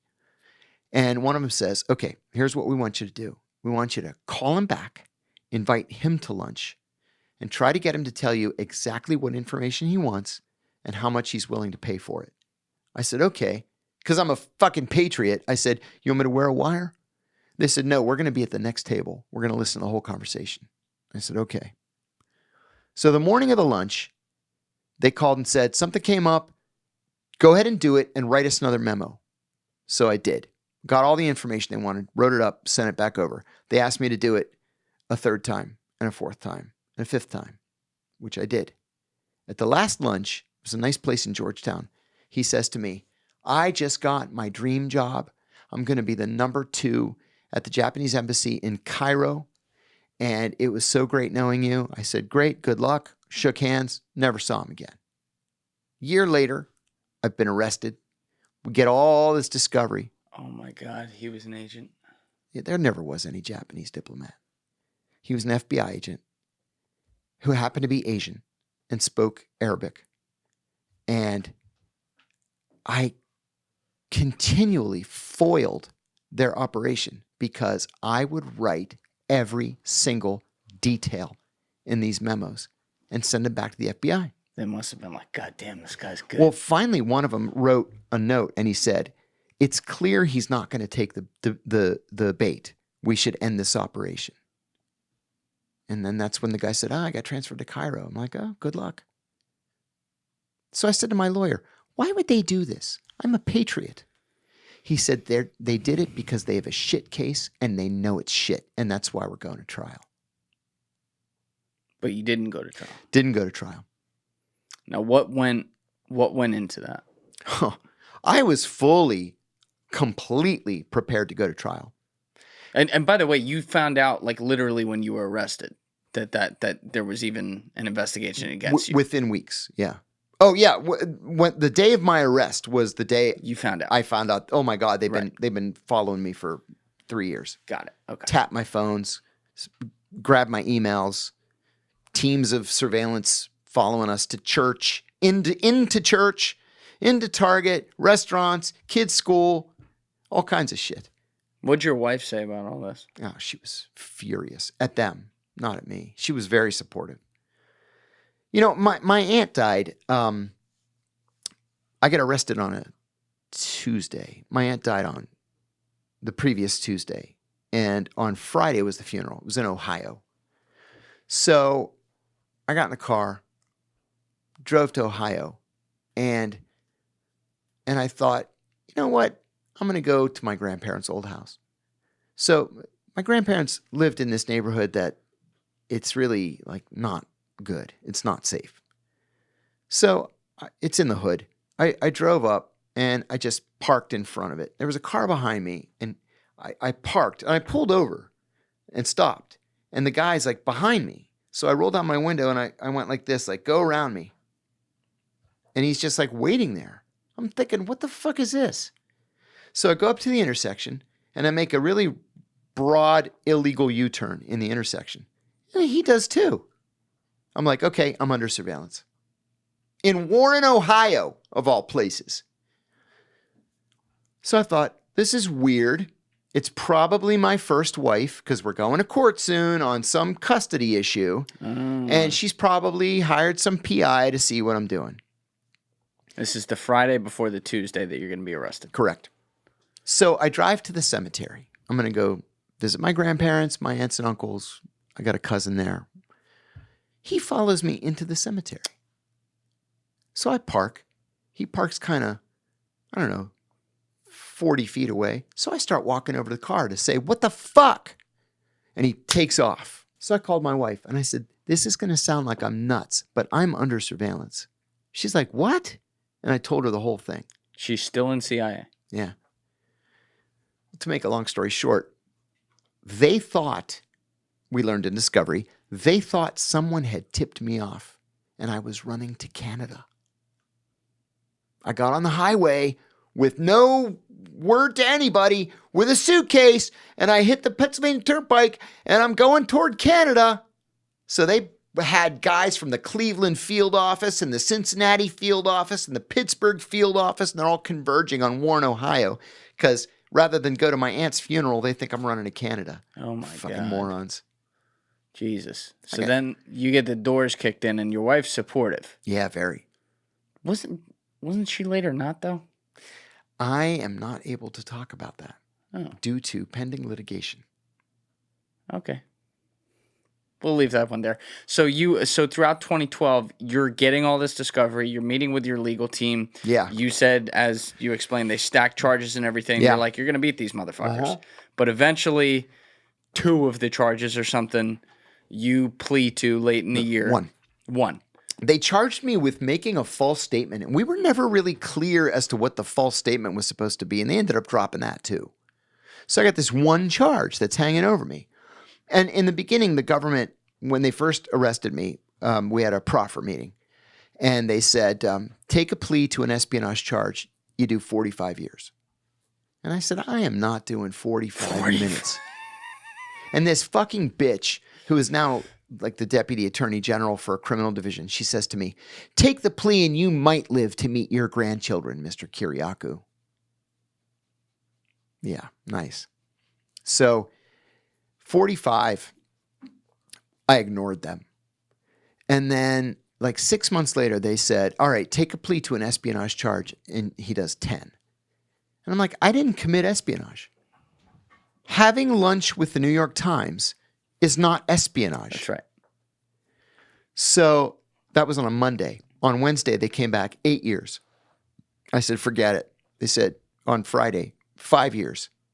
And my lead lawyer was Plato Kacharis, absolutely legendary figure in white-collar defense in Washington. He represented the most important people of the second half of the 20th century, including attorneys general, President Nixon, Monica Lewinsky. Whoa. Yeah.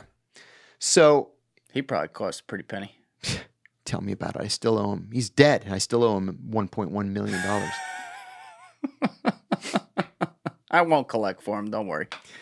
So he said to me, I've been a lawyer here for 52 years, and this is the first time I've ever seen them come down in time.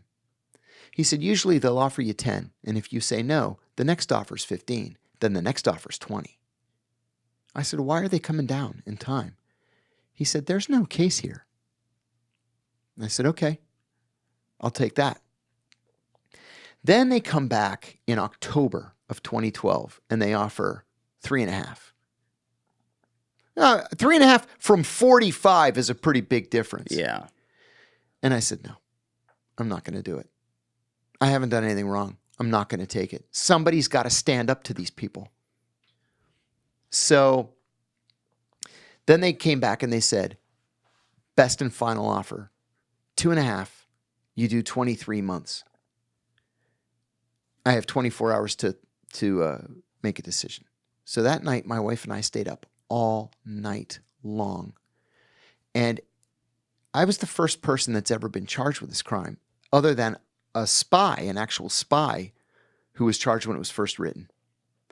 And I have a letter from the guy who wrote the law saying I should never have been charged. And my congressman says I never should have been charged. And I got a page full of judges who say I should never have been charged. So I decided I'm going to fight this thing. This law is unconstitutional. I'm going to fight it. So at 6 a.m., I emailed the lawyers. There were 11 of them. 11? Yeah. And I said, been up all night, did all the research. I'm going to trial.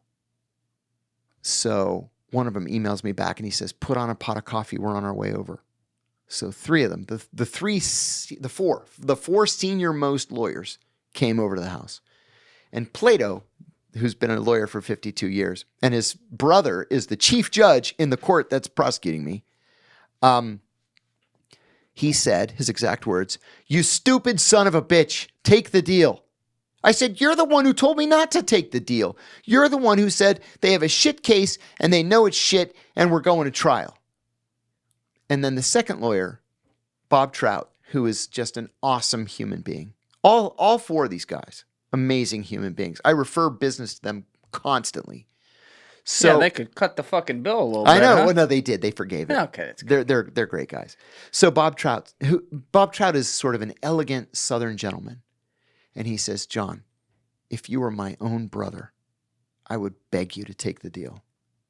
And then the attorney who I actually liked and connected with the most, Mark McDougall, who was the chief of white-collar defense at Aiken, Gump & Strauss, the 4th largest law firm on the planet Earth. Mm-hmm. He says to me, got right in my face, and he says, you know what your problem is? Your problem is you think this is about justice, and it's not about justice. It's about mitigating damage. Take the deal. And I said, if I don't take the deal and I'm convicted, what am I realistically looking at? And he said 12 to 18 years. I got 5 kids at home. So, and then I'm thinking about it. I'm thinking. I'm standing there. And Mark says, this can be a blip in your life, or it can be the defining event of your life. Make it the blip. Great sale. And so I took the deal. Did you feel you took the deal for those reasons and also for your family, as you lay out, and that's the most important thing.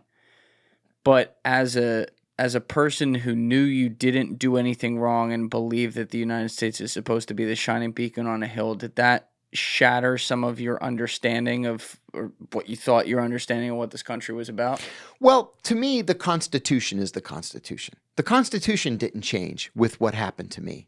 But I realized, what ugly hardball politics looks like.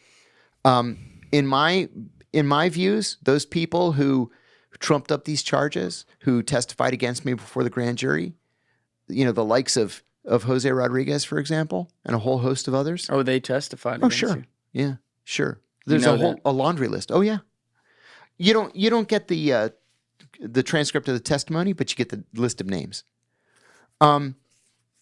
These guys are going to go down in history as the monsters that they were in real life. And I say this all the time. Sorry. That's good. You're good. Good. I say this all the time. One of the reasons why these guys continue to double down and triple down on things like the torture program or on the John Kiriakou situation is that when they die, torture is going to be the centerpiece of their obituaries. And they need to try to salvage what's left of their legacies. But the truth is, they're on the wrong side of history, right? I'm on the right side. I'm confident of that. And so I'm proud of what I did. I wear it on my sleeve. I have nothing to be ashamed of. You know, there's this joke that everybody in prison's innocent. You'd be surprised, actually. It's a bigger number than you think. Oh, boy, is it. We have 5% of the world's population and 25% of the world's prison population. Yeah, my friend Raj Rajaratnam, who was in here, who's a billionaire, who had a wild story of being attacked in the Southern District of New York. And as a billionaire, he's not the guy that you would think is like the sympathetic figure, but when you really go through the story, it's pretty crazy what they did to him. And I reviewed it inside and out, and I believe him, and I agree with him. But, you know, he talked about when he was in there, you know, this is one of the top 5 investors to ever live. He's a very smart guy. I think he said it's something like 25% of people in prison are at least partially innocent. Absolutely. And 10% are completely innocent. Absolutely. And he said a lot of that 25, almost all that 25% is they were railed by the system and forced to take a shit deal, or they had horrible representation. Which and they is got very convicted. common. Yes. You know, there are 2 strategies that the Justice Department uses. One I mentioned a second ago. It's called charge stacking. So they'll charge you with 5, 10, 20 felonies. They'll wait until you go bankrupt. Yep. And then they'll come back and say, we'll drop all the charges but one if you take a guilty plea. Yeah. What do? I mean, you risk dying in prison. But or you still get a felony on your record. You still got to give tell up me your about freedom. I lost my freedom. I lost my right to vote. And I lost my federal pension. And I lost the right to own a gun. So the governor of Virginia, I didn't even apply for a state pardon. The governor of Virginia, Terry McAuliffe, pardoned me on his own volition. I got this big certificate in the mail one day. We were back in the new house, so 2016. Good for Fall him. of 2016. I sent him a letter thanking him. Like it just came, a courier brought it, this big certificate with a gold seal and the governor's signature. It says pardon at the top. But you had federal charges, so is that just symbolic? It was symbolic. So it gave me my right to vote. That's cool. And it gave me my state right to own a gun. But I don't dare because there's a federal mandatory minimum of 8 years, felon with a gun. So Right. I never, you know, I got to get a federal pardon for that, presidential pardon. That's crazy. Yeah. But you go and there's some stuff you can't talk about it from after, but you go, you do this, and now here you are. Like, it's getting late.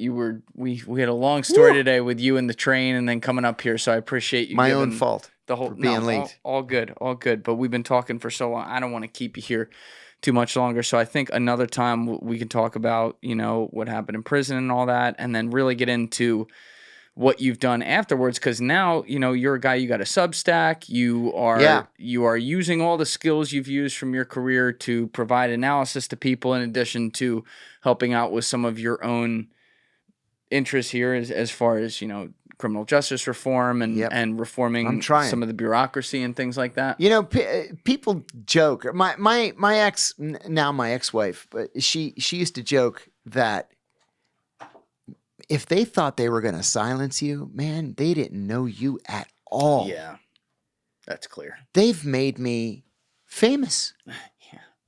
You know Roger Waters from Pink Floyd? Do I know Roger? Come on. Roger paid off my second mortgage. Really? When I got arrested. To save my house for my wife and kids. Oh, that's amazing. I had never met Roger Waters. And he followed my case and he's like, somebody's got to help this guy. And he paid off my second mortgage. That's pretty cool. Roseanne Barr sent me $5,000 to give to my lawyers. Yoko Ono, another one, would call me. Are you okay? Are you feeling okay? You're not going to do anything crazy, right? Seriously. Wow. You'd be surprised. You've turned a lot of lemons into lemonade with this, for sure. Yeah, I've embraced it. Again, I gotta credit my ex-wife. You know, in the days after my arrest, I was like actively considering doing something terrible to myself. And she said, "Listen, they have consistently underestimated your strength.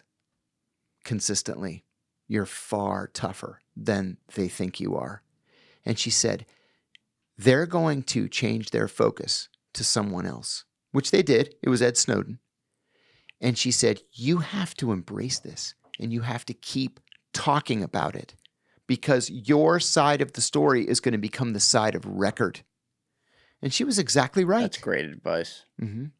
I think you've done a great job of that, and you got to keep doing it. Thank you. You know, and I hope you get an opportunity my to life. go on some other huge podcasts. As I look far forward as to like, that. Yeah, thank you for this. Of this course, was fun. Of course. We're gonna have to do a lot more because, you know, I've loved your podcast with Danny where you're just breaking down all the issues and everything because you know so much about Love this it. stuff. Love it. So you're right down the road in DC. Mm-hmm. We'll definitely do that, but we're gonna have your Substack link in there. Thank we'll you. also have the link to some of your books and then anything I've else got you a want. TV show now that people might be interested in. What's the TV show? It's called CIA Declassified. It is. We look at declassified CIA documents, and we use those documents to tell stories about historic events.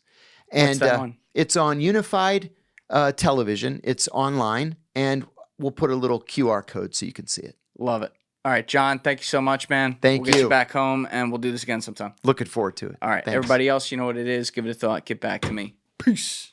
Thank you guys for watching the episode. Before you leave, please be sure to hit that subscribe button and smash that like button on the video. It's a huge help. And also, if you're over on Instagram, be sure to follow the show at Julian Dorey Podcast or also on my personal page at Julian D. Dorey. Both links are in the description below. Finally, if you'd like to catch up on our latest episodes, use the Julian Dorey Podcast playlist link in the description below. Thank you.